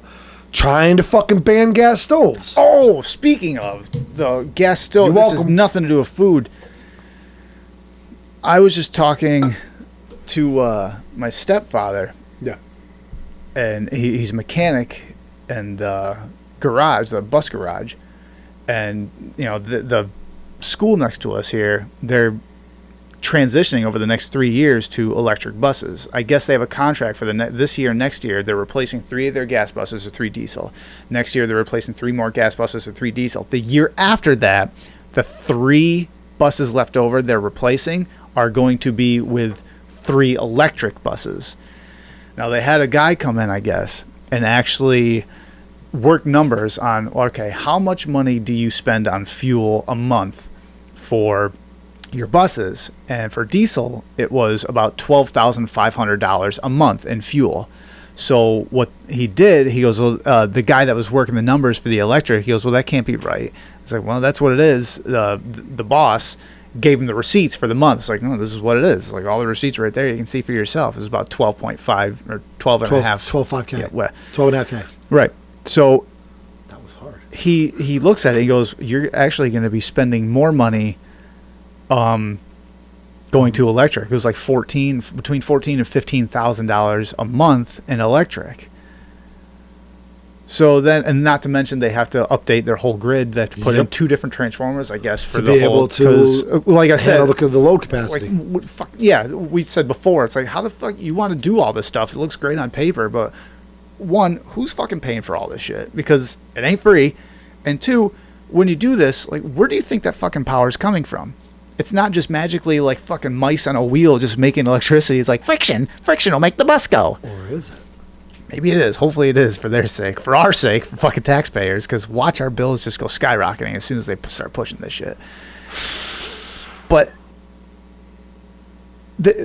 once they start doing all this shit, which obviously they are, because like I just said, they're starting to transfer everything over by 2025 to electric. That's gonna fucking tax our system, which we've mentioned many times, and it's gonna cost a lot of fucking money. So yeah, I forgot I had that conversation this week. But that's one of those conversations you have, and it's like, I already know all this. I know this shit. And it's like you scream it to the top of your lungs, but you get all these activists and everything. So it's a good thing. It's like, it's not that it's not a good thing. It's how are you going to do it? Like, logistically, how are you going to do it? Because just saying you're going to do it, and we got to rip the Band-Aid off, and like, you don't understand what that's going to do. You know what I feel like? Everyone that's saying that, I feel like it's the movie Ghostbusters. We're right next to the fucking the containment center. We're like, don't turn it off. I'm warning you. It's like, we're telling you, it's like, don't do it. For what you're doing, it's like, I understand what you're worried about, but what you're doing is not going to be good.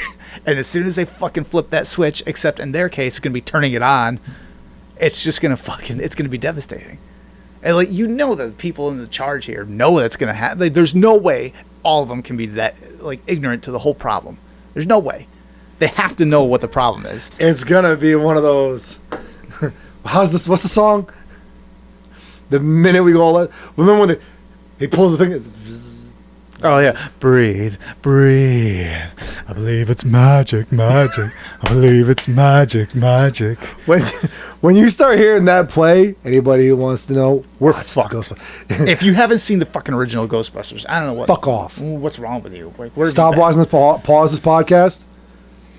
Go watch it. Okay. Now go watch it now. Welcome back. Yeah. I told you. Fuck's sake. Yeah. So that was just down the road, which I have no idea what the fuck. Oh, gardening and everything. That's how we got talking about that. Is fucking register your gardens. You all right? No, you're not all right. I know why. Because you're a Republican. Either that or you're religious Christian. Centrist. And you know what they're gonna do? I'm a centrist. Now they're gonna shuffle you in with terrorists. Oh, yeah, because white supremacy is the greatest terroristic threat we have to face in this country.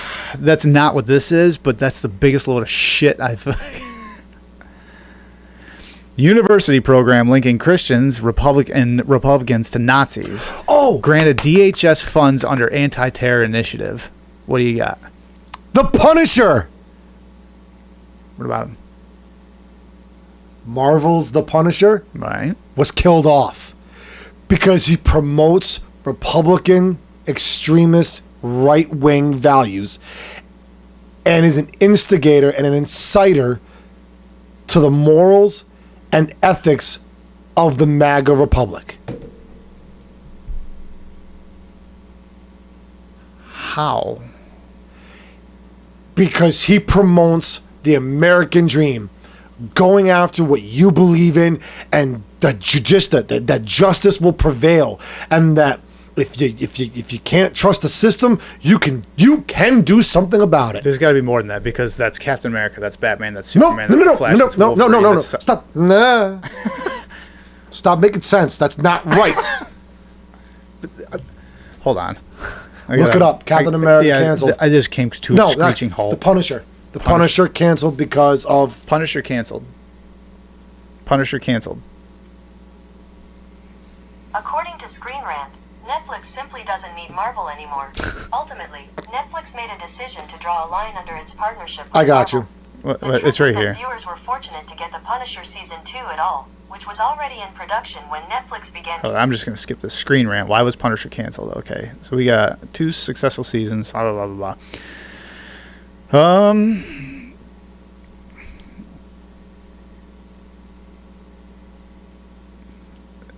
Why did Netflix choose to cancel The Punisher? When the news finally broke that the streaming giant had pulled the plug on The Punisher, as well as Jessica Jones, nobody was really surprised. Over the last few months, the relationship between Marvel and Netflix seems to have been winding down. Even Daredevil, the flagship Marvel Netflix show, was canceled after 3 excellent seasons. But some fans had still hoped there was a chance for The Punisher, a spinoff that wasn't part of the original deal and most likely disconnected from the Defenders. It seemed that wasn't to be, blah, blah, blah, blah. All right, whatever. Canceled by Netflix. All right, Netflix issued an official statement in which they thanked everyone involved in the series, including Steve Lightfoot. I wonder if he's related to Lori. Anyway, and the exceptional cast. I want to know exactly why, though. Continued. Our network partner, Marvel better than that. Hold on, I got you. First right here. season is general decline. Viewership. Marvel has a popularity with one of its B-list characters, the Punisher, a.k.a. Frank Castle, a troubled ex-Marine turned vigilante who metes out lethal justice to the corrupt and criminal. The people I kill need killing, quote unquote. Right now, he's too popular with the wrong people. Among the MAGA hats, Don't Tread on Me flags, and Trump 2024 banners on display during the January 6th invasion of the Capitol were also logos and images belonging to various comic book characters. One of the most popular was the Punisher's signature white on black skull emblem, which cropped up on patches, shirts, and flags. Some were on officially licensed Marvel merchandise, some on copyright infringing knockoffs, while the symbol has long been popular with people eager, either seriously or in jest, to project a badass image. Its public appropriation by a pro-Trump mob touched a nerve. Yeah, okay. Here's a simple solution then. For all you people like MAGA and all the like actual extremists or whatever, just fucking make Joe Biden your like national flag or whatever the fuck. No, but that's okay. Then you'll have to. That's okay. But then you'll have to cancel Joe Biden. No. Like really throw a wrench in the gear. Be like, okay, what we're gonna do is like we're marching for MAGA and we support Kamala Harris. To make the whole fucking establishment go, hold the fuck on. Wait a minute. How do we do this? Hold on. I got this. Continue. Well, I was just reading it. Netflix is blaming viewers who are interacting with Marvel as a discrete brand rather than with each individual series. A general decline in viewership. That's what Netflix is saying. Lost viewers at a slower rate than other shows. Yeah, Netflix is not saying anything about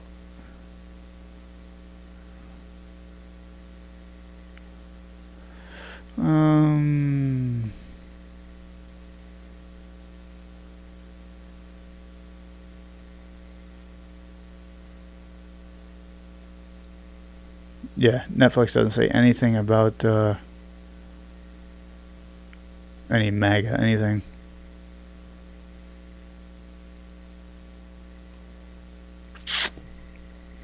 No, they're just talking about Chicago PD or whatever the fuck. Yeah, Netflix is saying they're... Hold on, I gotta watch a 20-second ad. What, you got YouTube? No, Oh. I downloaded a certain app again to show you something that I think we should make shirts of and wear. All right, I'm listening. Eminem complains about Netflix canceling Punisher.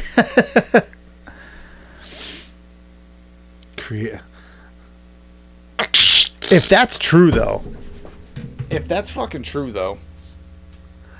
Like, that's a shitty version of it. That's such beyond bullshit.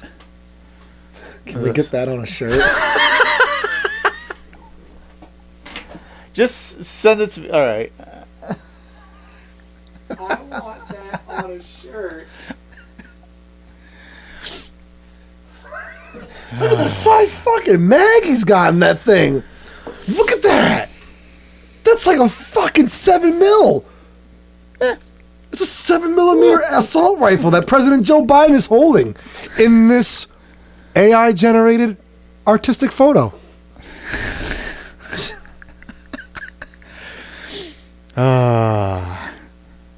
That's good. That's better than, remember the first AI generated images I got? I put on the group chat. That's only a few months ago. Like that, just in that short amount of time. AI is fucking scary, man. I still have 11 labs on here, by the way. I can still do the audio. But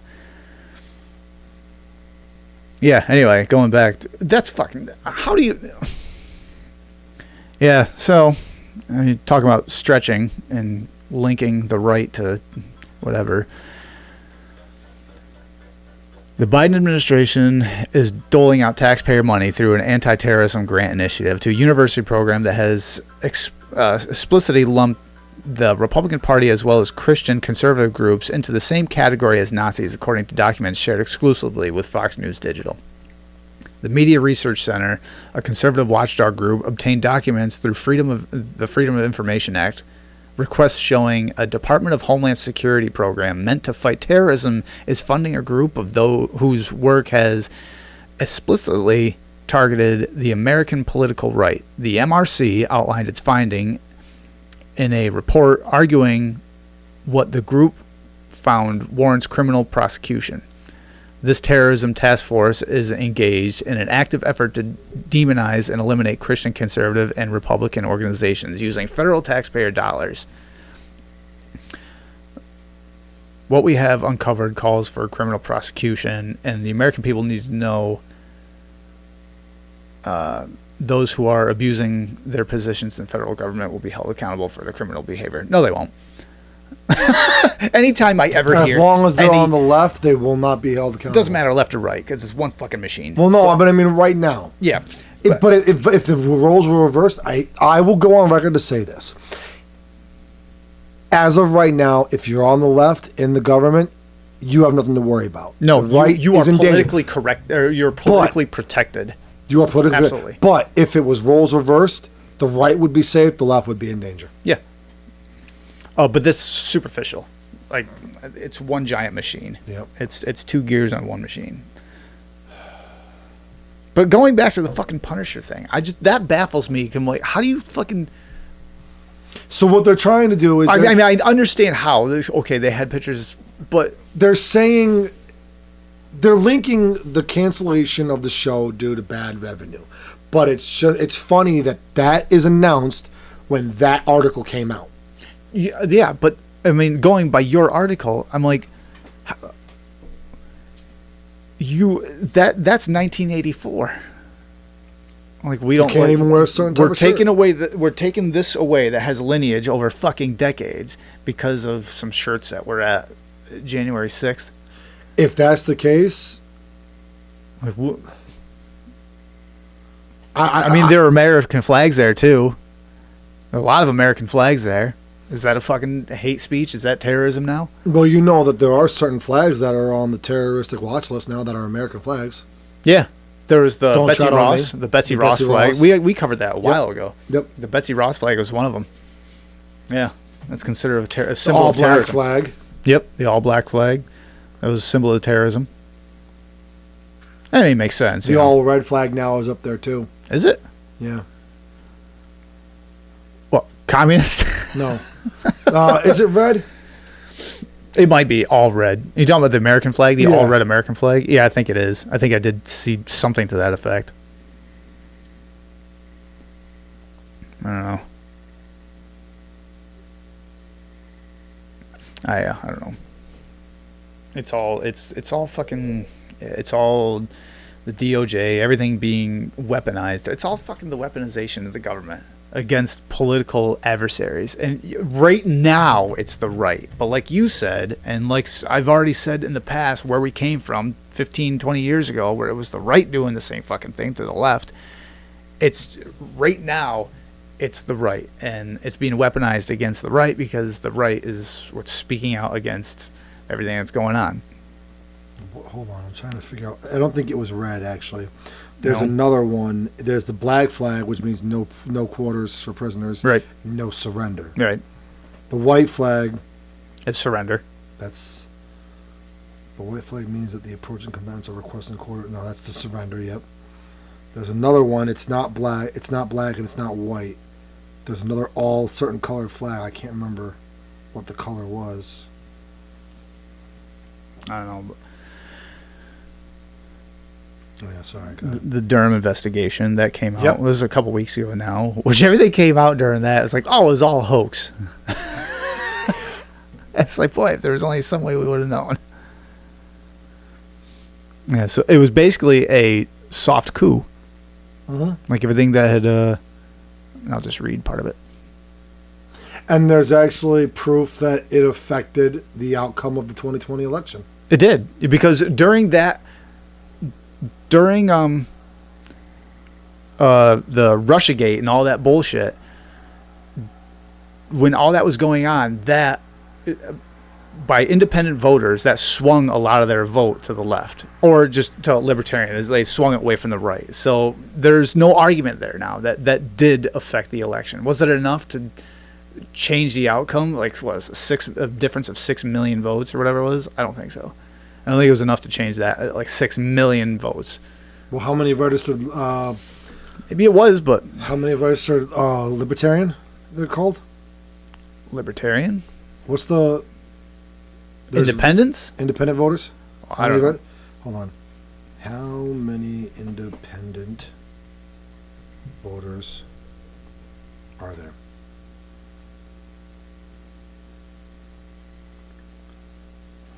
That's bullshit. 13. Driving the News Gallup polling last month found that a record 49% of Americans see themselves as politically independent, the same as the two other major parties put together. Oh, this is 147%. So if you do them, It's almost like there were illegal immigrants voting or some shit. so by Google's numbers, 49% of America views themselves as a politically independent who's going to vote left or right depending. Yeah, on I what don't they think that. I don't think that's bullshit. I think that's. I'd actually say the number's higher than that, but So in that instance, that means let's do. If you're saying it's higher, let's do some stupid math. so 25, Stupid. 25, and 50. Yep, 50% of Americans are independent.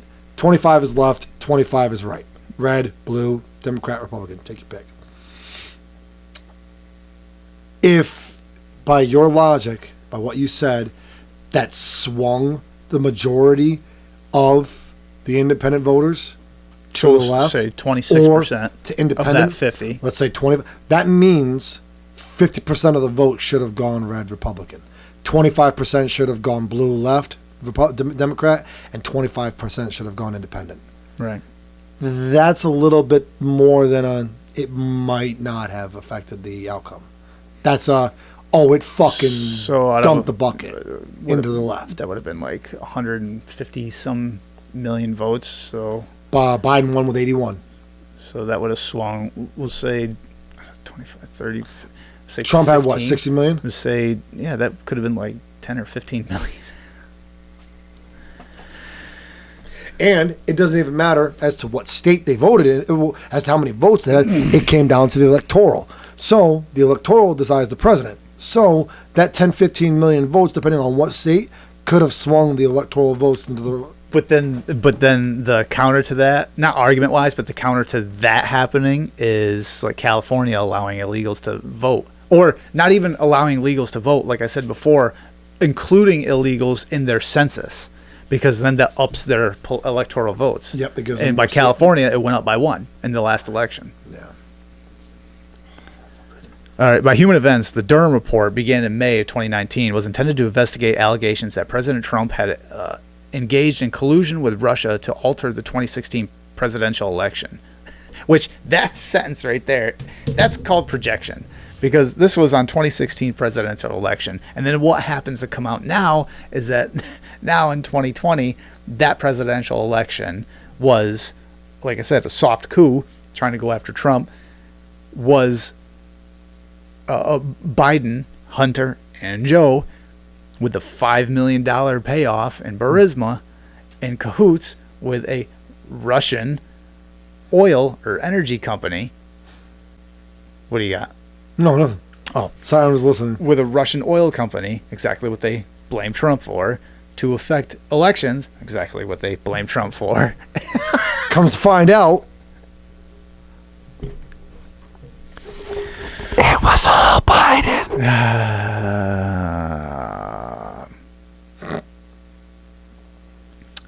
What That's it found a conspiracy theory. What? No, it's not now. What it found instead was an effort to undermine Trump's presidency, the confidence of the American people in his administration, and to fuel media and Democrat resentment and hatred for the man they would sooner have shot on Fifth Avenue than seen take the White House.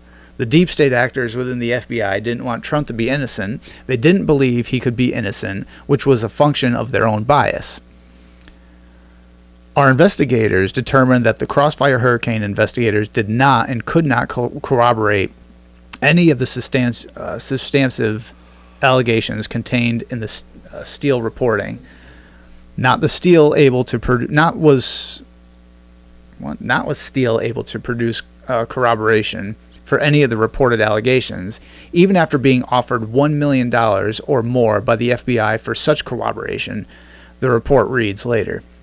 It goes further to say that the information was known to be rumor and speculation. Democrats planted fake evidence and then used it against Trump in order to justify their assumptions about his guilt. The FBI used that for probable cause to further an investigation begun without any biases at all. Within days of their receipt, the reports read, the unvetted and unverified Steele reports were used to support probable cause in the FBI's FISA applications targeting Page, a U.S. citizen who, for a period of time, had been an advisor to Trump. As discussed later in the report, this was done at a time when the FBI knew that the same information Steele had provided to the FBI had also been fed to the media in others in Washington, D.C. This Steele dossier was also revealed to have been undertaken as a means of pleasing VIPs in the campaign and help Clinton win. The very allegations that were used to discredit Trump were created by the Clinton campaign and were unverifiable.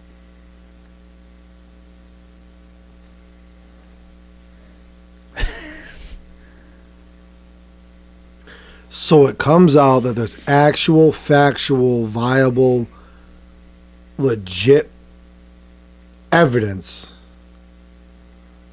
that there was so much bullshit, so much fake evidence, completely fabricated stuff, and nobody's being held accountable. This is from National Review. This is just another one that says FBI lacked any actual evidence of collusion between the Trump campaign and Russia when Crossfire Hurricane launched Durham finds. So let me ask that question again. No one's being held accountable? Probably not. Like I said before, nothing will be done. I think the worst you'll see is maybe some slap on the wrist to Hunter for being a crackhead. What? He'll be made to take care of his child? Or Joe will be made to Can you imagine? Acknowledge his grandkid. Can you imagine? That's an interesting family we have running. We have a father that's just like, meh, and then Joe, a grandfather, will be like, meh. I don't want to get caught smelling that one too. Yeah, he smells everyone else's kid, fucking feels them up and everything. Can you imagine? Can you imagine? Because the child's last name is Biden. They don't want him to have the Biden name. It can't be changed. Well, I mean, technically, you can change gender and age and everything else. You can fucking change a name. Can you imagine what that poor child has to grow up with? That's like Chelsea Clan. Or without. Let's be sensitive. You really think the child's better off knowing his grandfather? The grandfather? I can't remember if it's a little boy or a little girl. I think it's a little boy. Or is it? No, it's a daughter. Yeah, I think it is a granddaughter. Yeah. Did you think that little girl would be better off knowing Grandpa Joe? Fuck no. I don't even want to know him as my president. Yeah, that's interesting. Because everyone's like, that poor child. And she's like, That's what I'm saying. Like, can you imagine what that kid's gonna grow up like? You know, this is Susie, you're a bitch. Your dad's the worst president we ever had.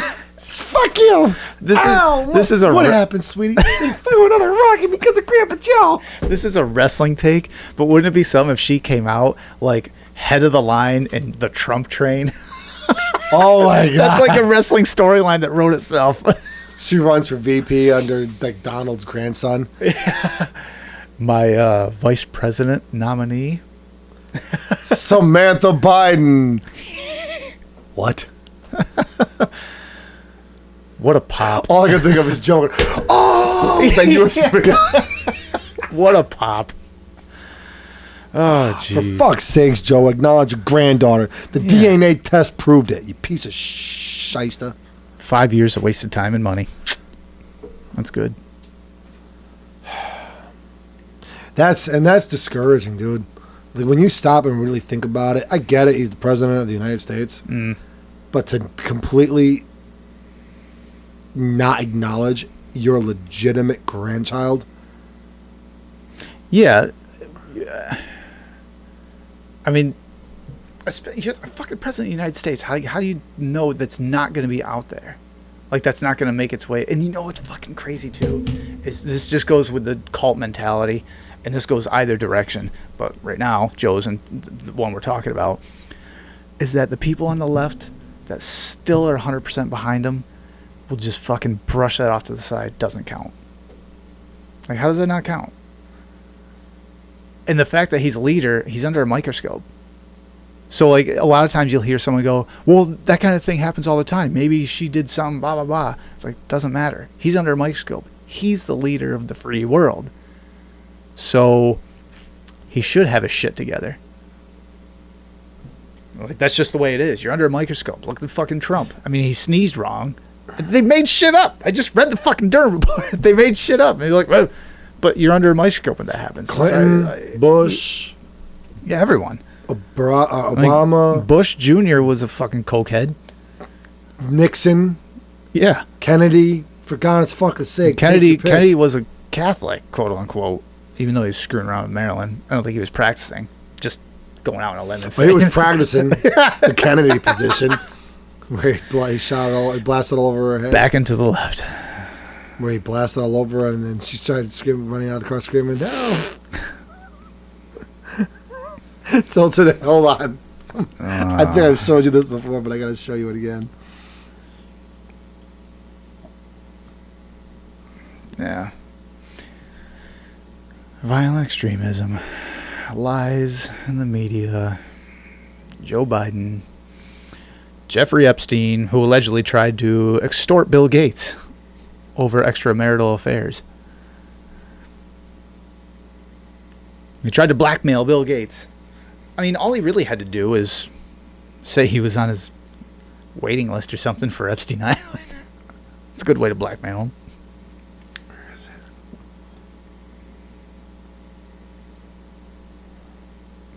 Do you have it? Do you have it saved? Nah. Do you have it? What are you even looking for? Hold on. Oh, geez, you're gonna make. Let me read this. Keep going. Go ahead. The convicted sex trafficker Jeffrey Epstein appeared to threaten Bill Gates and tried to blackmail the multi-billionaire over his extramarital affair with a Russian bridge player. Man, something about Russia, according to a new report published by the Wall Street Journal. Speaking to the Journal, sources familiar with the matter said that after Epstein found out about the Microsoft co-founder's affair with Russian bridge player Mila Antonova, he threatened Gates into reimbursing him for tuition costs that Epstein had initially covered for Antonova to attend software coding school. So, what do you got? Picture the State Farm logo in the bottom right corner. Mm-hmm. The meme I saw way back, I'll have to find it. I can't find it right now. The State Farm logo is in the bottom right corner, and on top there's the words in quote, "Quick, do the jingle." Oh, I've seen it, yeah. God. Yeah, he was an I've seen that before. Like, quick, like a good Back and to the left. Quick, do the jingle, That's terrible. Too soon? Not as soon as this.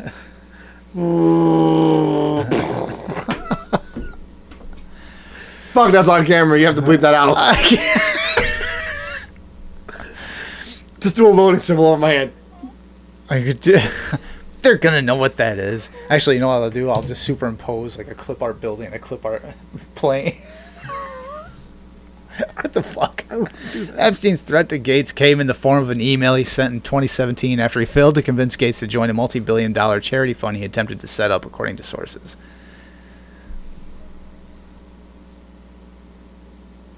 It's the government listening. No, government. You don't have a mic. You got him. Oh, you had him. Ah! He's so aggressive. Where's your mic? Oh, you know what's funny? Let me skip down to this. Okay. So, biohybrid tech. You ever hear of it? Isn't that the one where they're like...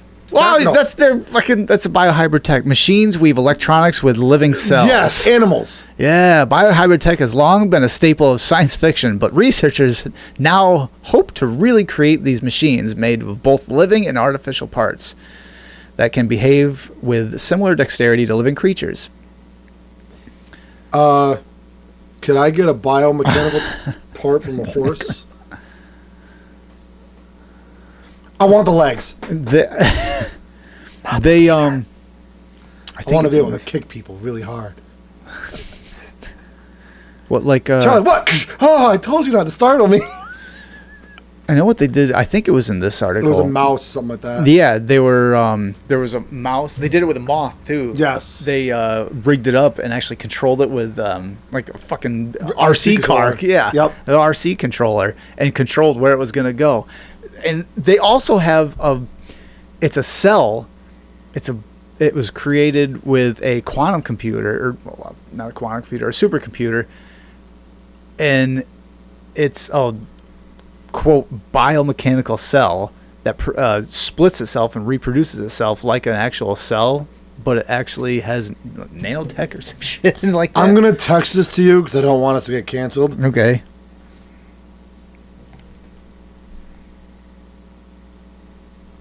Yeah, I just thought of that though with the fucking government moth flying around.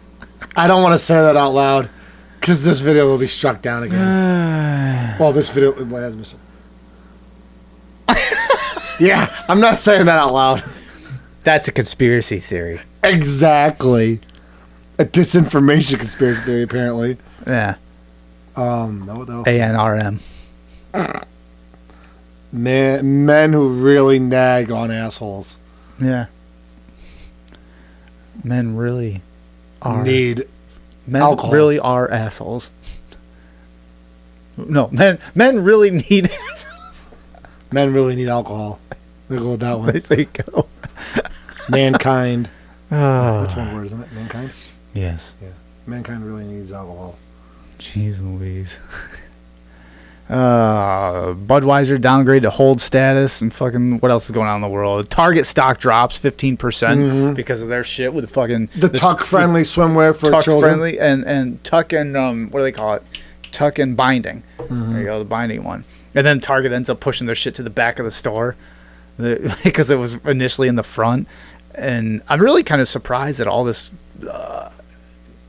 boycotting and everything is working, because usually the right's not fucking that motivated to do shit like that, but they are. Maybe like Budweiser's tanking right now. They're no longer the number one beer in the United States anyway. I know we've talked about this, because I know you've commented on it many a times.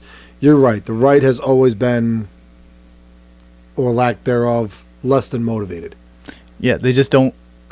They're not as. They don't rally like the left does, and that's, like I've said before, that's one thing the left has like down. Like when they want to shout and scream about something, even if it's fucking retarded, when they want to shout and scream about something, they do it. Maybe this has been, maybe the last 2 to 3 years has been the catalyst that I think it's a combination of that. this and country's needed to finally start getting involved more. I think it's a combination of that and the fact that people really see how easy it is. Like Budweiser, like just buy a different beer, just make sure it's not from Anheuser-Busch. It's like, oh, that's easy. Maybe there's a few people out there that's like, I can't do that. Are you crazy? But for the most part, like, it's all piss water. It's all garbage. It's like, just find a different garbage beer to drink. Because, like, I'm sorry, Make your own. Budweiser's not a fucking good beer. No, it's not. Like that's Make your own beer. Yeah, You can. yeah. You can get kits for it. You can brew your own beer. Budweiser released a Camel can in response to their fucking like stock dropping. The sales are down 27.7% in the States. They downgraded, like I said, to a hold status in the in their stocks. Oh, and now they're producing cans in honor of the Folds to Scholarships program for wives and children of fallen veterans and first responders.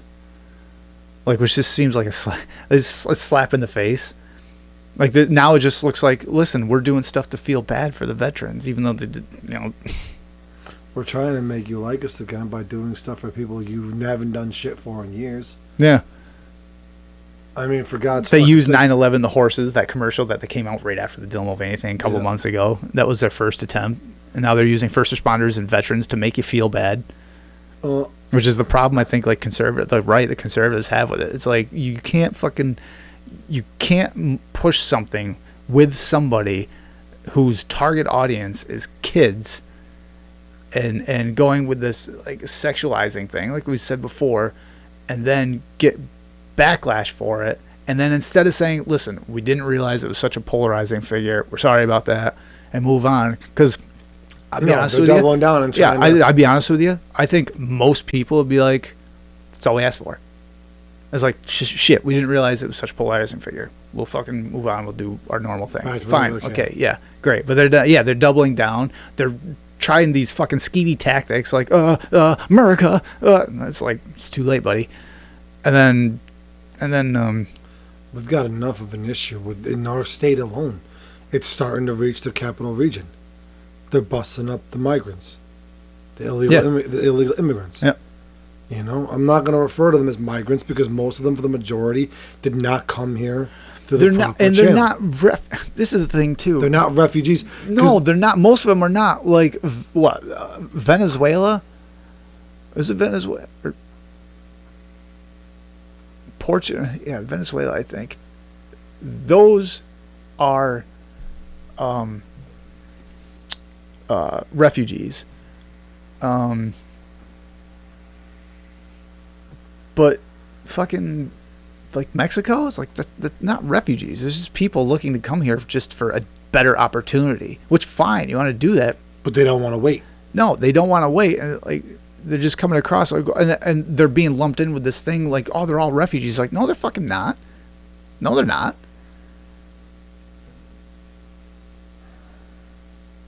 But just ship them up, ship them everywhere, ship them. Oh, and that's another thing. They're starting to do this thing. I think it's Chicago.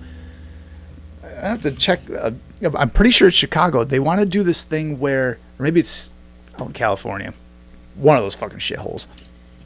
They want to do this thing where now it's a program they want to start where they'll pay you X amount of money to harbor illegal immigrants in your house. My question, like, where are you going to get that money from? Like, why? I mean, rhetorical question. We're just going to fucking make it up and do whatever with, but yeah, I forgot about that. Oh, and then with Dylan Mulvaney too. He came out as being bi or something now. He's like romantically attracted to women. So like after all that, the whole thing's like he's straight. I'm just kidding. So all this shit that's happened because he's trying to say, well, I'm a lesbian. Well, you're a man who's attracted to a woman. To women. No, I'm a woman who's attracted to women. To women. Okay. No, you're a biological male who's attracted to women. No, I'm a trans woman who's attracted to women. You're straight. You're fucking straight. Yeah. Oh, all right. Well, you just have a weird kink. That's all. How fucked? Hold on, I'll put the hat on for this one. How fucked do you think the LGBTQ community, let's be honest, like you've said in the past, there's a good movement building. There's a good majority of them who are saying, look, this ain't us. We appreciate what we have. Would we appreciate more? Yes, but we don't want to go to this extreme. We want nothing to do with that. Right. How fucked do you think the LGBTQ community would be if, let's say, Jabba the Hutt, you know, that chick? Oh, go puta. Yeah. Yeah. Dylan Mulvaney, his girlfriend, guy thing, best friend, whatever it is. Half these fucking trans activists that are fucking making all these big splashes. We're not going to do it anymore. Sorry. We're going to be happier. I'm honestly waiting for that. Like I said, this is a that movement. That's going to be the M80 in the toilet and not just dropping it. Closing the lid and putting a baby on the seat. I really think that this movement is eating itself from within with like the maps and all this like the crazy ass shit that's like manifesting within inside of it. The men and women's sports. But I also think this is a lot of this crazy shit, a lot of this stuff because it's like, I mean, a lot of people are like, well, it's just because it wasn't accepted, so people are in the closet. I'm like, but at the fucking numbers it is. So we're talking 1 in 100 people in the United States are all these things. Like, that's a fucking crazy number. Like, I think it's an algorithmic shift. I think it's just people's like you get young kids that go on TikTok and everything. It's like, oh wow, look how much fucking viewership and likes they get for acting like this. Like, that's what I think it is. It's so impressionable. We were talking about before. It's like how much of what's going on with this, like the sex trafficking thing, It's because of normalization of sex. It's like, and I think it's like I already said, it's like it's 100% because of that. Because young minds are so impressionable. Now you take something like everything, all these crazy movements that are going on, and people running with it, Dylan Mulvaney's and Jabba the Hutt and all this shit like that. It's like I'm a 10. It's like on the Richter scale, like, but like all that crazy ass 10. shit. Yeah, not supposed to be on a 10 ton limit road. Yeah, but like 10 cheeseburgers a day. Anyway, but like you get all these algorithmic shifts and all these kids and impressionable minds watching it. That's what's going to happen. I mean, that's how trends start. It's all this kind of stuff. It just gets thrown out into the public and more kids watch it, and then that's what becomes normal. And then you get crazy ass parents that are like, I want to be a part of this too, so I'm going to indoctrinate my kid. Well, you saw the video of that one kid being like, my mother just wants me to be a part of it, and if I'm not a part of it, she'll make sure I am. And then the mother's like, as he's talking, she's mouthing the words that he's supposed to be saying, which I'm sure they've gone over it before. And then she goes, well, wait, what are you talking about? She goes, wait, what are you saying? And he turns around and goes, facts. Like, tell me he wasn't fucking indoctrinated to say that shit. Facts don't give a fuck about, what is it, America? Feelings! Little Einsteins flying through. I fucked up that. Speaking of fake things, the Patriot Front, you see that? I touched on that quick. There's this whole fucking movement of like this. It was supposed to be this extreme right. Oh, the white supremacists. Uniform, yeah, and everything. And I had to laugh my ass off. I heard about this. They're all marching in lockstep and everything. It was all like all blue shirts or blue polos or some shit and like khaki pants. It was like masked around so you conveniently couldn't see their face. And they're marching, and the funniest fucking line I heard is watching Joe Rogan watch it, and they're watching, and it's like, this is supposed to be this MAGA group and everything, this extremist, and he goes, where are all the fat people? He goes, that's feds. I go, this screams feds. He goes, where are the fat people? He goes, most fucking MAGA people you see, it's like their beer and they're like beer big bellies. Old beards. Yeah. Fucking red, white, and blue. These like are all, my cousin's these t-shirt. are all like, yeah, they all like, they have face masks on. They're marching in lockstep. They're all built like they're fucking Marines. Like if this doesn't scream Fed, like the Patriot Front, I'm like, even anybody watch it. The first time I saw it, I'm like, I don't buy it. And then I saw Joe Rogan's response to it, and I just laughed my ass off. I was like, well, he's right. I want to see that video. He's like, yeah. Patriot Front, Joe Rogan.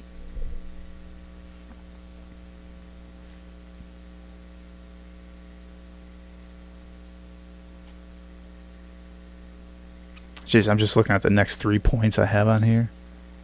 And we're doing a lot of shit on fucking kids and everything in this episode. I didn't realize there was even more down here.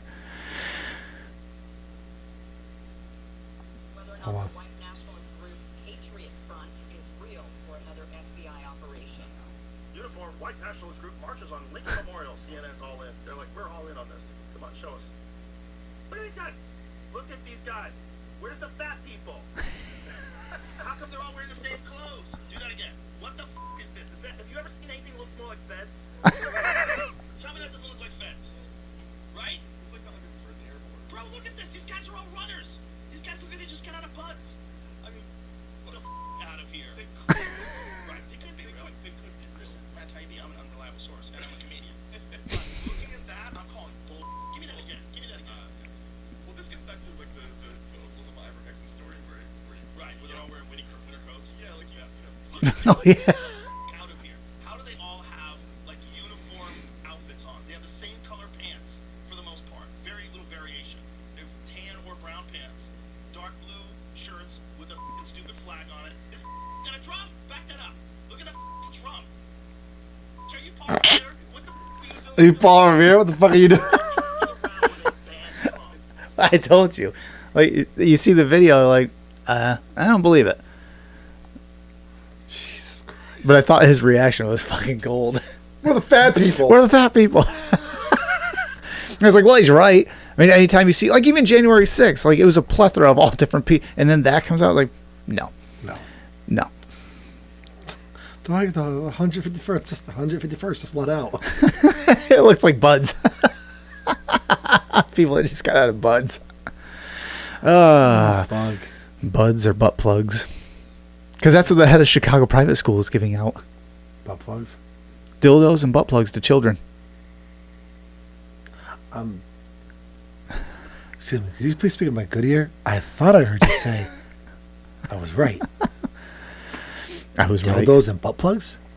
Elite Chicago prep school. Dean brags about kids handling sex toys in class.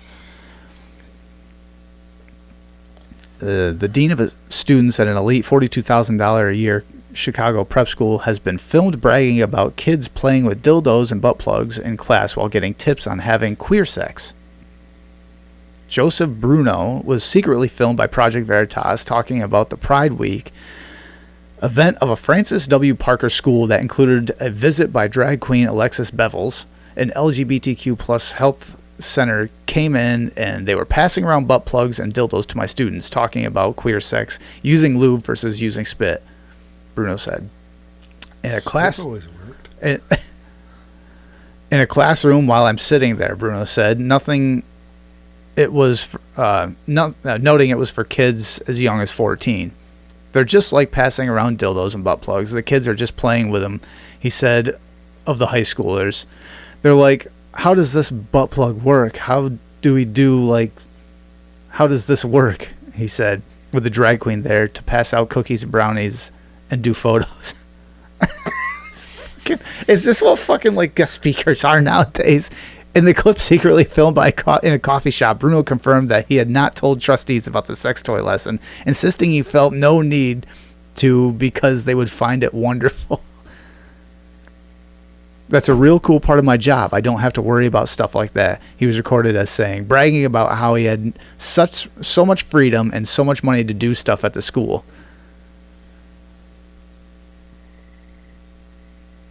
I mean, how do you...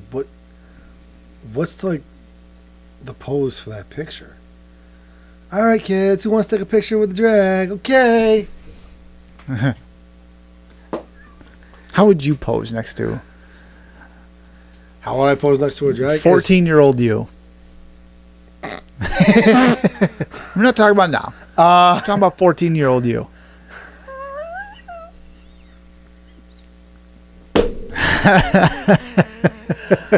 Oh, this one's one of those damn responses. I would probably be like, well, it looks enough like a woman. Could you pretend to give me a blowjob for this picture? That's just weird. Fuck, really? At 14, you weren't thinking about how great it probably felt to have a girl's mouth on your wiener? 14. Let's see. How old was I? 14. I think you were 14 when you were 14. Or what year? What year? Probably like 98. Yeah. So it wasn't quite. I was just getting into ICP. You wanted to see boobs and drink. I did, but we're talking about someone. We were listening to Insane Clown Posse. We were listening to Metallica and shit like that. I was listening to everything. NWA, Metallica. Okay, so then you're really gonna now you have a drag queen in '98, which I don't. Back then we didn't know. So then it would be really foreign. Oh yeah, I probably would have been like, what in holy hell? That's a woman? No, it's a man. That's a man? Well, it's a man, but no. Well, I don't have enough breadcrumbs. Come on, Charlie, get in the photo. I don't wanna get in the photo. Hey. No, in all honesty, 14-year-old Charlie would have been like, I want nothing to do with it. At the time, I'm not going to go into the details, but I was dancing with enough devils at the time. I had my own demons I was dealing with. Do you want to talk about it? No, I'm good. I think the rest of us want to hear what kind of dances you were doing.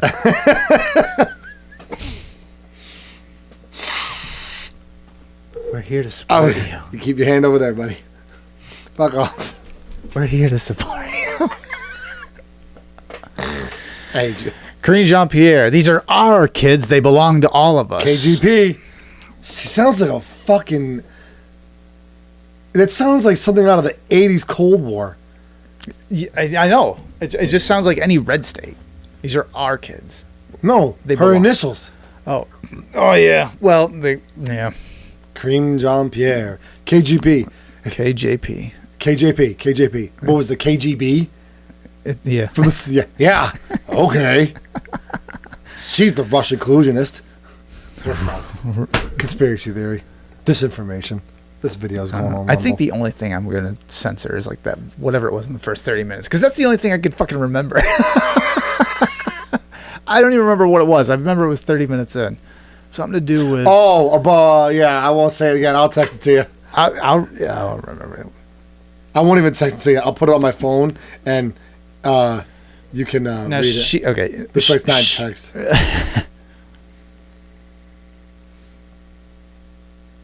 Now, what she was, I think, referring to is like the whole like a community the community is a part of raising our children just as much as the parents are and things of that nature, which I'm assuming. Oh yeah, Yeah, that one.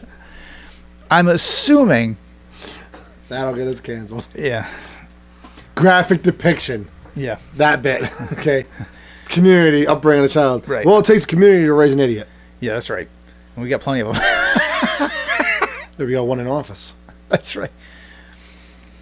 We but again, going with everything that we've, especially on tonight's show, everything we've talked about in regards to sexualization of children and all that kind of stuff, as soon as especially this administration comes out and says anything to the effect that the kids belong to us, they're all of ours, the first thing I think of is just like red state. It's like these are our kids. Little red cookbook. Yeah. Like Little you red don't, book, little red you, book. you don't march in lockstep and like. What's that one fucking San Francisco gay choir or whatever it was? The one that was singing. This is like a year or so ago. Like we're coming for your kids or whatever the hell it was. So like I remember that because I think we talked about that on a podcast. yeah, we did. Yep. Things like that. Like we don't need to have our own kids because we have yours. Makes you really wonder what they're teaching in school.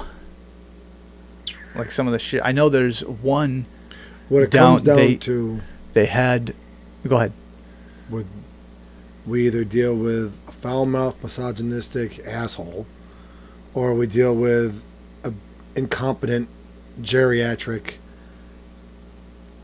jumbling fucking mess. Yeah, and take your pick. Lesser of two evils, buddy. I missed the mean tweets, Mm-hmm. but we had down at one of the schools, there was a meeting with, say, the higher ups in the school. One of the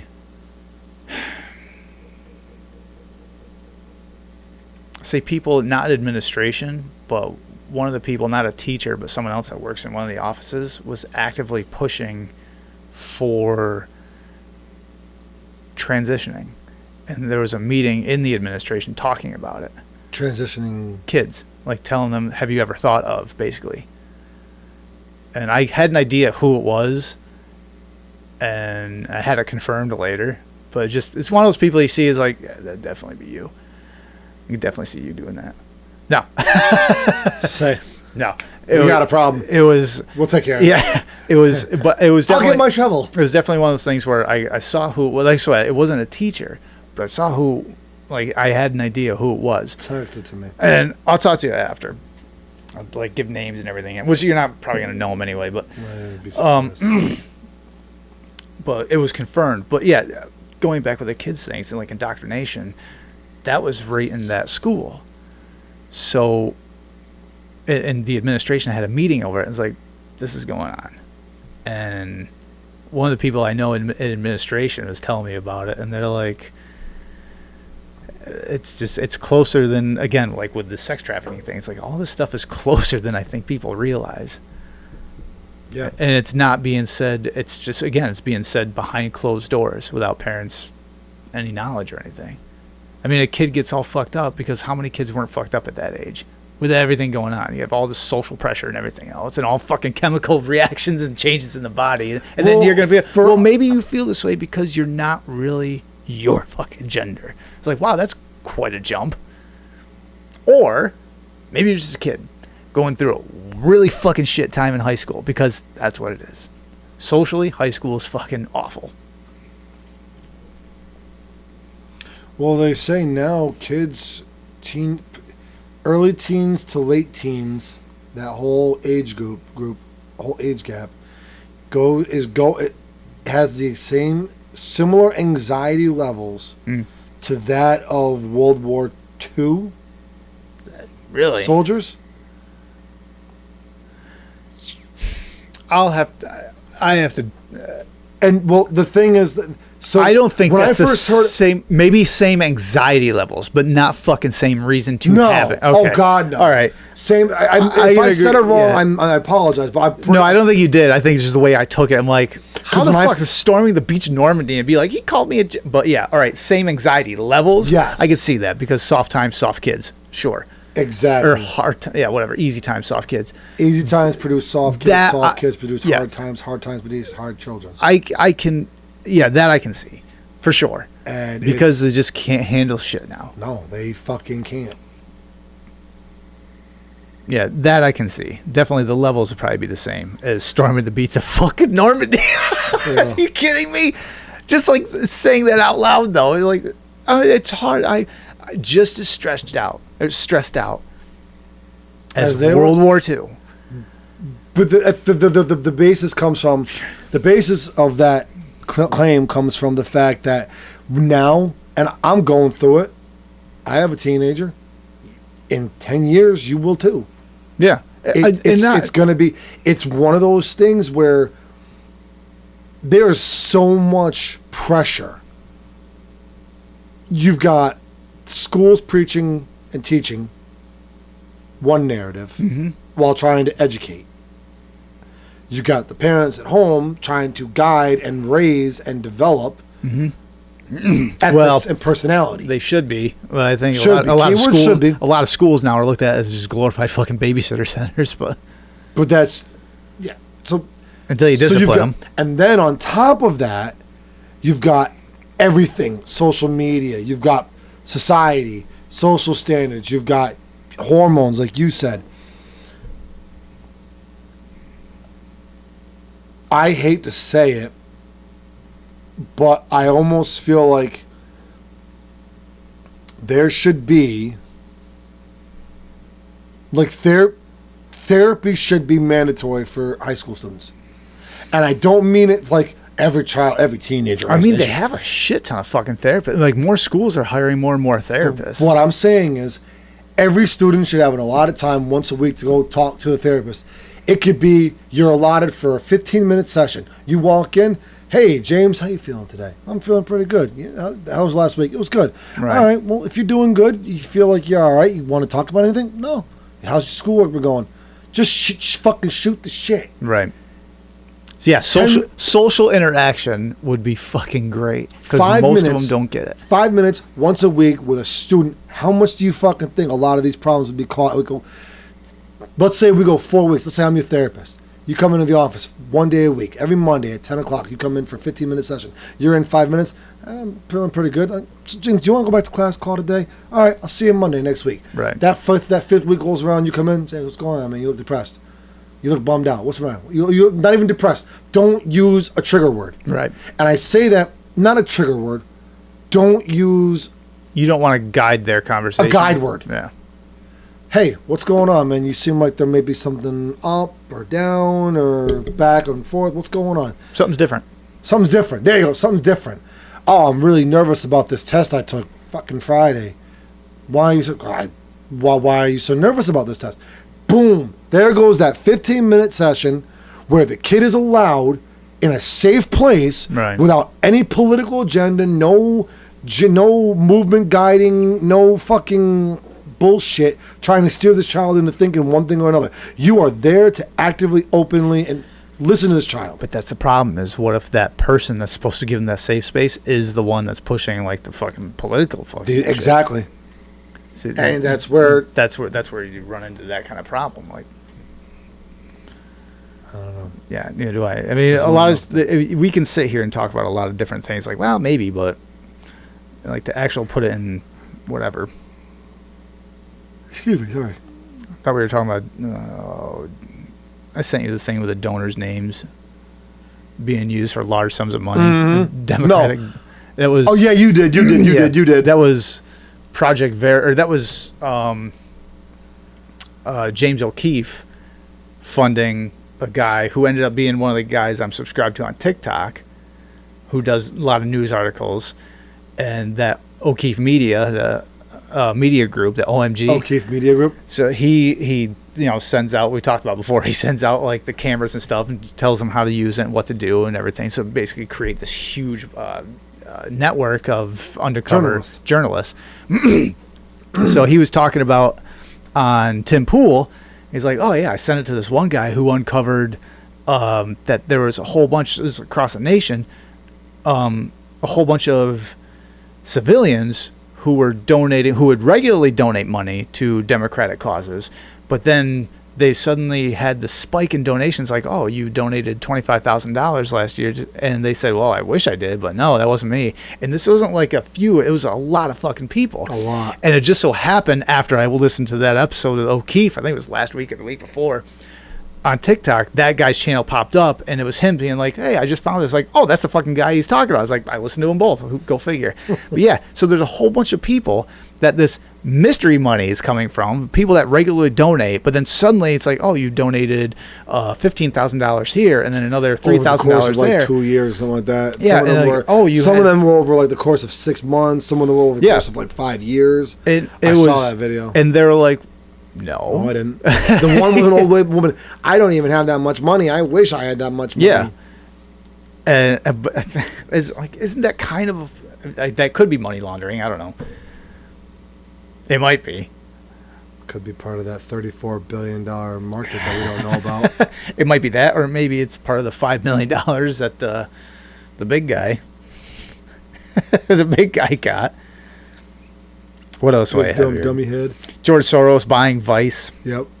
Which that's been like a while ago at this point now. But then I saw that like he bought Vice, which is like this extreme left wing media group, and they were tanking. So George Soros comes in, buys it. That's interesting. So it's like, well, what fucking things does George Soros own? He owns Alphabet. Mm-hmm. So he owns that. What else does he own? He owns. Oh, that's interesting. Well, I don't want this. Activision Blizzard. Yeah. So he owns that. T-Mobile he owns. Disney he owns. General Motors.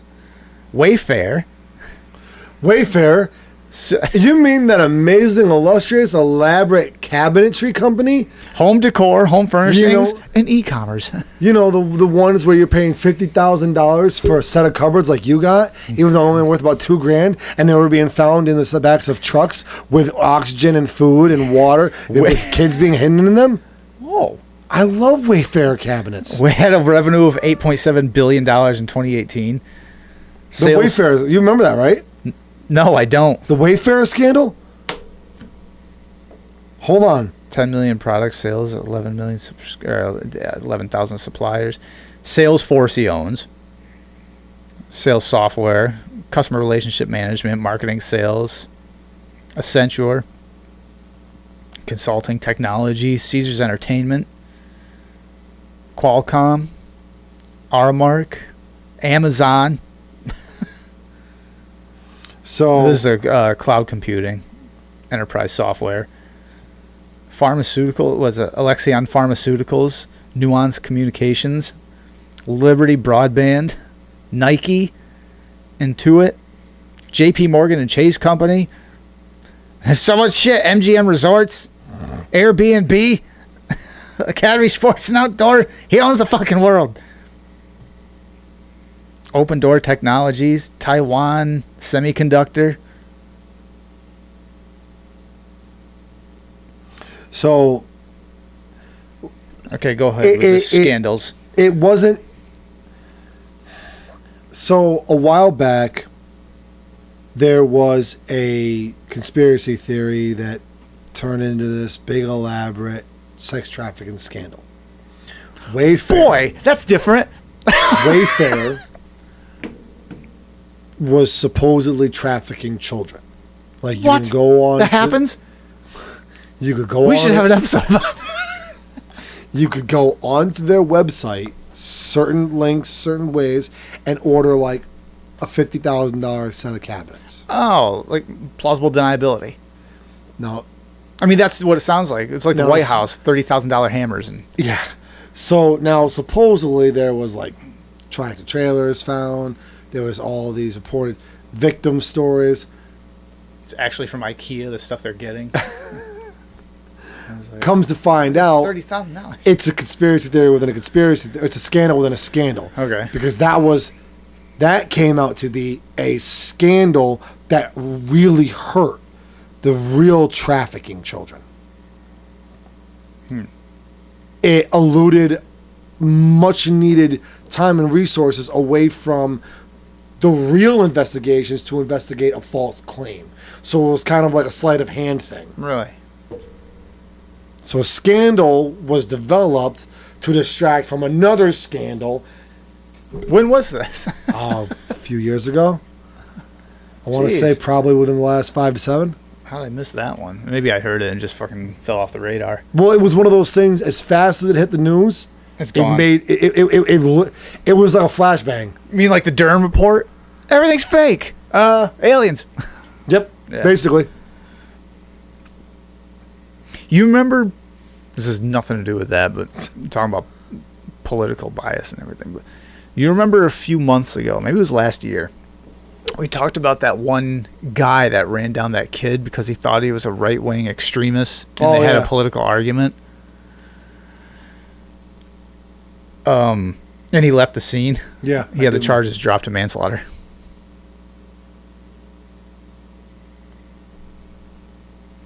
That's all I had. I just saw that, and I'm like, of course he does.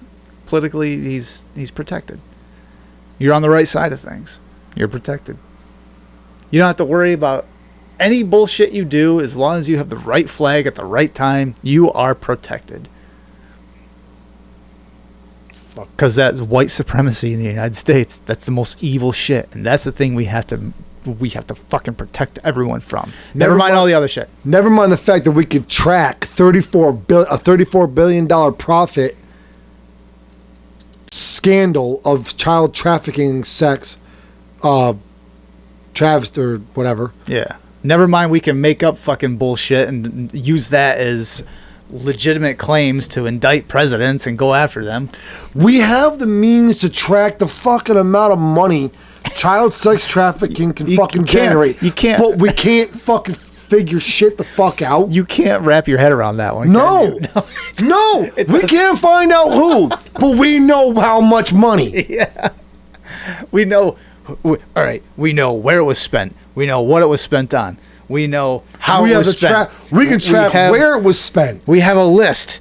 We have the person who was running it. The person who is also My God damn, we don't have the person who actually did it. what do you call we had the person that was grooming these women. We had the person that was running the whole rink. We have the island. We have flight logs. But the problem is the list of everyone was written in disappearing ink. And we don't know how to fix that. I don't know why I sound like Alex Jones now. Because it fits. I know. I seriously can't wrap my fucking head around It's almost that. like it's a satanic cult doing all this shit. Like, say, I don't know, Bohemian Grove, and they're burning effigies of children in front of the fucking No, this Moloch, is the by owl far, god. That by far, and I would love nothing more than to sit down with somebody and of a much high ranking person in our government and just hear what they have to say about it. Like that a defense, right there, like an explanation to it. just no, yeah, an explanation. I need an explanation. Please, at least, even if it doesn't make sense by them, just something that comes out of their mouth and be like, okay. So I can either go, okay, I see what you're trying to say, or, okay, you're out of your mind. At least I know. I need fucking something. Well, I can give you something. Something that's more dangerous than that. Something that's more dangerous than lies. Something that's more dangerous than the trafficking. Something that's more dangerous. A vaccine by any chance? I'm not specifying. Like it No. could be an AIDS vaccine. No. It could be a cough vaccine. It could be an obesity vaccine. It could be a viral vaccine. It could be an indigenous vaccine. It could be a deafening disease vaccine. Yeah. You know, cough, obesity, infectious, viral. Wait. Cough, obese, viral, infectious disease vaccine. It might be. Could be one of those. No, because that's 100% safe. And it works. Those vaccines are working? Okay, cool. It works. For all those issues. The cough, the obesity. Did you hear that this is a complete hair site? I have not looked into it at all, but I just saw something around the effects of the White House wants to reintroduce masks for the unvaccinated for the cough vaccine. Well, just heard it. I don't know, but reintroduce the practice or No. make a mandate? I don't know about mandates, but Because- just, like I said, I haven't looked into it. I just saw it's like, the Here's- White House wants to reintroduce, like, Here's what I have to say about that. In a lot of other cultures, and we'll go with Asia for the primary. China. They still, Japan. During flu seasons, Right. during Yeah. they will sport masks. Yeah, that might be what it is. Do I think the proper PPE could be utilized effectively enough to reduce the amount of illness that would come from a normal flu season? Absolutely. Right. Do you think that would be good for us? No. Because then you're running. It's like, okay, you spread less sickness, but you also weaken immune system. Exactly. So Good example, Futurama. The episode where Fry falls into the ice and they're doing ice fishing and he comes out and he's got the cold. we eradicated that. Look, you know. Professor Farnsworth, the cold? What? He's like, I'll be fine. I'll burp, fart, and vomit it out in like 3 days. He goes, humans lost the ability to fight the cold because it died out years ago.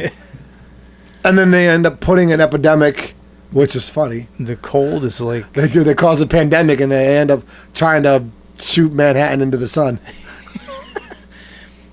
the cold is like one of the best God sent things that we have. Yes. It's just such a small thing. Unfortunately, there are still people where a cold could develop into something much worse because some people don't have the immune system. Usually because of like AIDS or just autoimmune deficiency or something Some to people that, can like be cancers. born. Some people could be born with naturally weaker immune systems. Whatever. Because there was But a biological mess up somewhere. I mean this in the nicest way possible, and I wish no ill will, and I wish no person would ever have to go through something like this, let alone myself, let alone you, let alone Joe Schmo, let alone even our president. I wish no malintent, no ill will on anybody, but unfortunately, Joe Jr. Shabadoo. as a species, there is a natural system of checks and balances. Right. And I'm sorry, but the common cold and most of the naturally occurring illnesses are a vital tool for that checks and balances. Right. Because as a species, let's be honest, humans are a parasite. Mm-hmm. We contribute nothing to the world. Plastic bags. Everything we do. Like George Carlin says, like maybe the whole reason we're here is just to introduce some plastic bags to the earth. We contribute nothing to this planet. We do not provide a natural resource. Nope. We do not provide a natural, a renewable function. Nope. Like we live, we consume, we die, and we become matter. That is the only time a human contributes. Which is nothing new because that's done anyway by other animals and plants. Exactly. But that's it. So that's all the more reason to get off this rock. And we should get off this rock. You want to know why? Because what we're doing, building and building and building all these things, it's not good. But this is also for self-preservation. Because all that weight is going to start caving in our hollow earth. Because New York City is actually sinking. Are you becoming a flat earther? No, hollow earth. Okay. I will believe hollow earth way before I believe flat earth. Touche. The ground under New York City is sinking partly due to the sheer mass of all the buildings, and it's only the coastal city to be suffering this fate. As sea levels also rise to meet these concrete jungles, can they be saved? So, I think it was like, it was. Oh yeah, New York City sits 762 million tons. That's 1.68 trillion pounds of concrete, glass, and steel. Oh my God. They're sinking by 1 to 2 millimeters per year, which this plate is 4 millimeters. So half that. Which, I mean, it's like, oh, that's not a lot. But in the grand scheme of per things. year. Per year. In a year, in 10 years. The city is sinking. And what are they doing? They're just building more and more on top of it. Fuck it. That reminds me. Do not, give me 1 second. All right. Hold on, don't say anything so I don't forget. Okay, I won't. Try not to say anything. Oh, I'm saying something now. Wait, does this count? I don't know. All right. What do you got? Hold on. Oh, let me tell him. Oh, yeah. There's people at home. This is signed by, I was going to say Robert Englund. That's the glove I have signed. This is signed by Kane Hodder, Jason himself. Right there and over here to me and my daughter. They're both huge Jason fans. And there's a picture in there, but whatever. Anyway, what do you got? What are you looking for? What'd you send me? You didn't send me anything. I saw it. You know what? Hold on. All right. I'll have to do some TikTok research. All right. I hate to say it like that. You can talk now. I got this. Oh, here's something. Here's a breaking news. Unibobber Ted Kaczynski found dead in prison. I fucking laughed to it.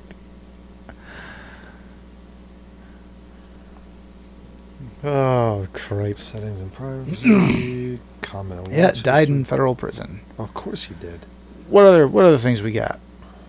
Watch history. Dad killed 4-year-old and reported him missing 7 months later. Virginia officials say. I wonder if it's the same dad. Took pictures of his child in the bathtub. Oh, Jesus. Man arrested after breaking into Busch Gardens, hopping into an alligator enclosure, and filming a video of himself. You big dumb dummy. Then we wonder why all this fucked up shit happens, because this is where we're at as a species. DeSantis argue he's top Trump alternative, even as ex-president's indictment overshadows 2024 race. Which he is, but, I mean, Trump's way in the lead in polls, last I knew.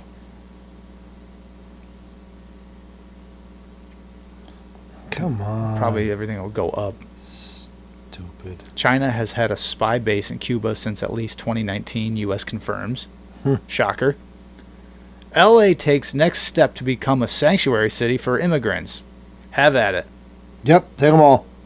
That just means their electoral votes is going to skyrocket. There was a video I saw. It's Pride Month this month. And I'm going to put the American flag up on my social media accounts. That's my pride flag. There was a video I saw about a material that is stronger than diamond. Graphene.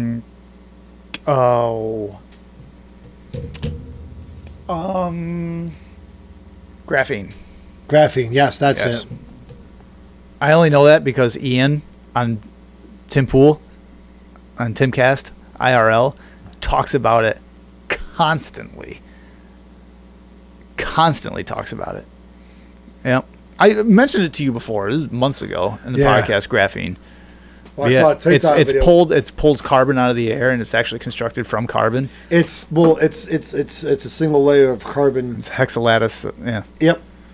And it's like, so the thickness of a layer that can actually stop a bullet is like 1/100th of that of a piece of paper.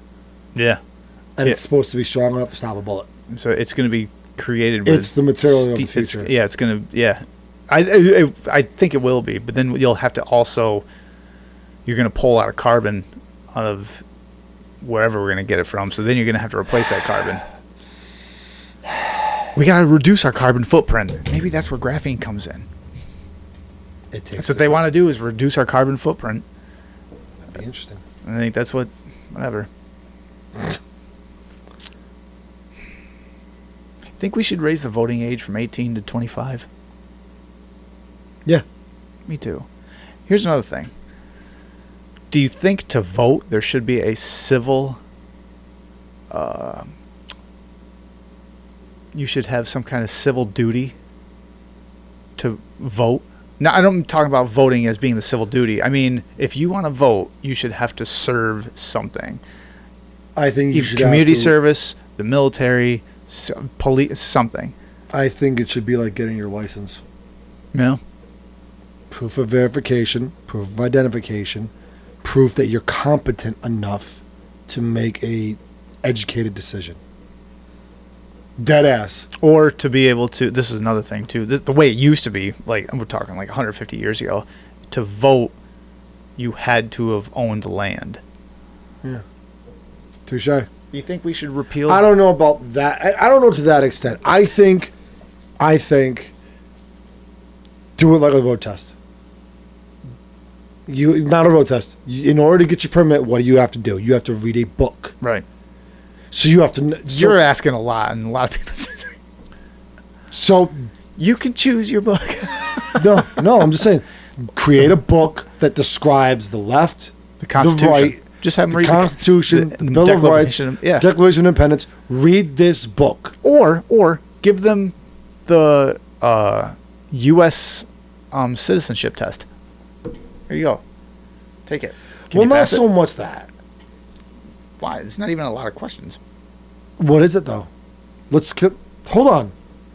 Let's see if you can answer them.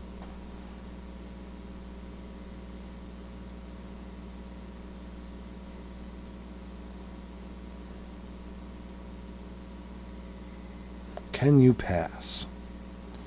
Start. What is the supreme law of the land? The supreme law of the land? The Mayflower Compact, the Bill of Rights, the Constitution, or the Declaration of Independence? The Constitution. Correct. How many amendments are there? 12, 101, 10, or 27? 27. 27. Correct. Speaking of, how many amendments make up the Bill of Rights? 10, 27, 5, or 3? 10. Correct. That one I didn't know. What does the First Amendment grant? The freedom of religion, Speech. right to bear arms, protection of property, the right to a fair trial. Freedom of religion. Correct. Which of these is not a right from the Declaration of Independence? Life, liberty, justice, pursuit of happiness. Justice. Justice. Correct. One nation under God, blank with liberty and blank for all. Invisible. Justice, freedom, love, life, indivisible, justice, invincibility, happiness. Indivisible. Indivisible justice. Okay. What does the rule of law mean? Sick people can break more laws. The rich can get away with more. No one is above the law. The government may bypass laws. No one. The actual answer, or what they're gonna look for? No one's above the law. No one is above the law. Yeah.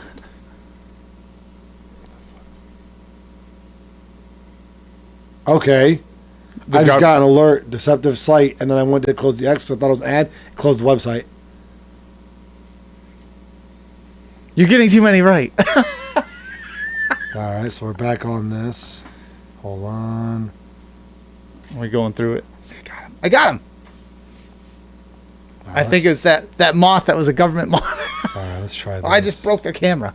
What is the name of the highest court in the United States? Supreme. Supreme Court, Justice of the Peace, Court of Appeals. There is no such thing. Okay, so Supreme Court, correct. Who can vote in presidential elections in the United States? Any citizen over the age of 18, any man over the age of 18, college-educated citizens over the age of 18, any citizen over the age of 21. Any over the age of 18. Correct. Maybe should be 21 though. What are two main political parties in the United States? What are the two main? Democrat and Republican. Correct. What iconic statue stands over New York Harbor? Statue of Liberty. What is the capital of the United DC. States?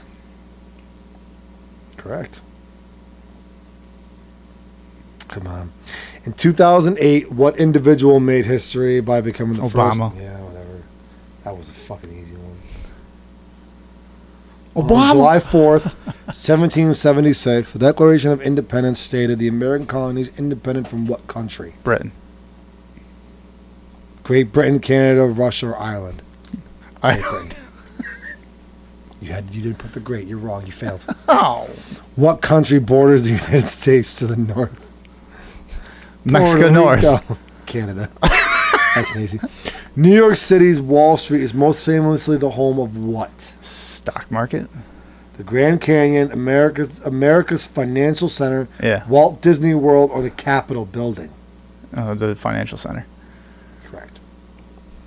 If the President of the United States is unable to serve, who becomes the President? Vice. Correct. What two oceans border the east and west coast of the United States? This is like a fucking 6th grade history. Atlantic. Like I said. Atlantic and Pacific. Atlantic and Pacific, correct. Which of these is not one of the three branches of the federal government of the United States? Executive, legislative, capitalist, judicial. Correct. Which of the following is not a war in which the United States was directly involved? Civil War, World War II, Vietnam War, Spanish Civil War. Spanish. Why does the U.S. flag have exactly 50 stars? States. Correct. Which of the following mountain ranges is not found in the United States? The Appalachian Mountains, the Himalayan Mountains, the Rocky Mountains, the Sierra Nevada Mountains. Himalayan Mountains, I think. Himalayan is right. What is the name of the movement that occurred in the 50s and 60s to fight racial discrimination? The Civil Rights Movement. Women's suffrage. Oh, that's actually one of the answers now. The Civil Rights Movement. I wouldn't be surprised, but that's Manifest Destiny, the Civil Great Rights. Movement, the Right Fighters. Correct. The Civil Rights. Who was first president of the United States? Washington.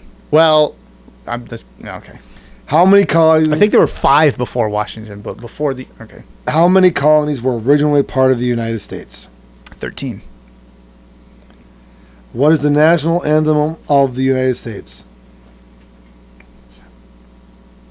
Star Spangled Banner. Okay. So, yeah, like I said, do a permit test. Give a book with the Bill of Rights, the Constitution, the Declaration of Independence, a brief description of what a Democrat is and stands for, and ideals, a right Republican, Republican ideals and what they stand for, left, liberal, or liberal, independent, and then give them fucking 50 questions. Because if you can't tell me that the Second Amendment, you can tell me right out the gate, before I even looked down, I knew half these answers. 27 amendments. 10 of them, 27 Bill of what? 10 Bill of Rights. 10 Bill of Rights. 27 amendments. I knew those numbers without even looking at the answers. You knew those numbers. Anybody who's been coached. Yeah, but you know what? I think it's a lot of those are really easy. But like for some things, like well, how many amendments are there? I'm willing to bet that there's a lot of people out there that don't know there's 27 amendments to the original Bill of Rights. Yeah. Yeah, I'm willing to bet there's not a lot. I'm willing to bet there's not a lot of people that know there's only 10 Bills of Rights. 10. There's 27 constitutional amendments. Yeah. But a lot of people won't know that. No. A lot of people will know that. Because as of right now, in today's age, today's society, look at the whole sovereign citizen bullshit. Everybody's citing all these fucking judicial cases that were like back 40s, 50s, 60s that were eventually overturned and disregarded. And people are becoming TikTok famous with this shit. Do you think we should get rid of women's suffrage? I think we should get rid of women's rights to suffer. Women don't have the right to suffer. They got it easy. Suffrage, not suffer. Like I said, we should definitely get women. Like I said, there's like I've said before, there is an actual female movement to repeal the 19th Amendment. Yeah, take that for what it's worth. Giving women the right to vote. Fucked up. But I don't remember. you should, and right there, you can't go into a fucking, oh my God. You can't go in and start a bank account without proof of ID. Yeah, I'm all for that. And a fucking piece of evidence as to where you live. A library book. Like you need a driver's license and proof of residency in order to get a fucking library book. But you can come into this country illegally and without even a fucking scrap of evidence to prove who you are or that you're a U.S. citizen, vote for the next fucking leader of the freedom world. I'm 100% on board with having voter ID. Like 100% on board with that. Like there's no argument. You need a form of identification. Right. You need a proof of residency and a competency test. And boom, if you go to the fucking DMV and take your voter identification test, you get a fucking fancy little card that says I can vote. Right. You take that to the system, boop. They have scanners at the convenience stores to scan the back of your driver's license to make sure you're old enough. Do you see? You said driver's license. I just had to renew it before we end. When I was renewing the license, you see what they're going to do for travel now? I think starting in 2025, to travel domestically by air, you're going to have an advanced license. Enhanced. Yeah, enhanced. Yeah. You got to. I was like, what? I'm going to get my passport. We're going to get our or a passport. But when you renew, like I've renewed it, I was like, whatever, I'll just get that then. Yeah, it's like $60. Yeah. But the problem is, someone like me, someone like Uncle Scoot, renewing our license ain't fucking cheap. It's like a $200-$300 bill. Because endorsements. Hey, but you'd be able to travel. And I mean, a passport's like $120. Yeah. So. But the cool thing is. So you're going to have to do it anyway. But here's the thing. So it's $60, right? About $60. I mean, you're going to have to renew your license anyway, so. Correct. That's why you should just wait until you have to do it anyway. So, no, but I'm just going to get my passport because I won't need to get my enhanced license. So every time you renew, now let's say over my lifetime between now and when they finally do pull my license, let's say I renew it 10 more times. That's $600. Mm-hmm. If it stays $60. Or it's like once every. Maybe inflation will go down. And maybe I'll get lucky and some hot blonde chick with a nose ring will go down on me for fun. Oh, what was her name? Doesn't matter. Bye. Bye.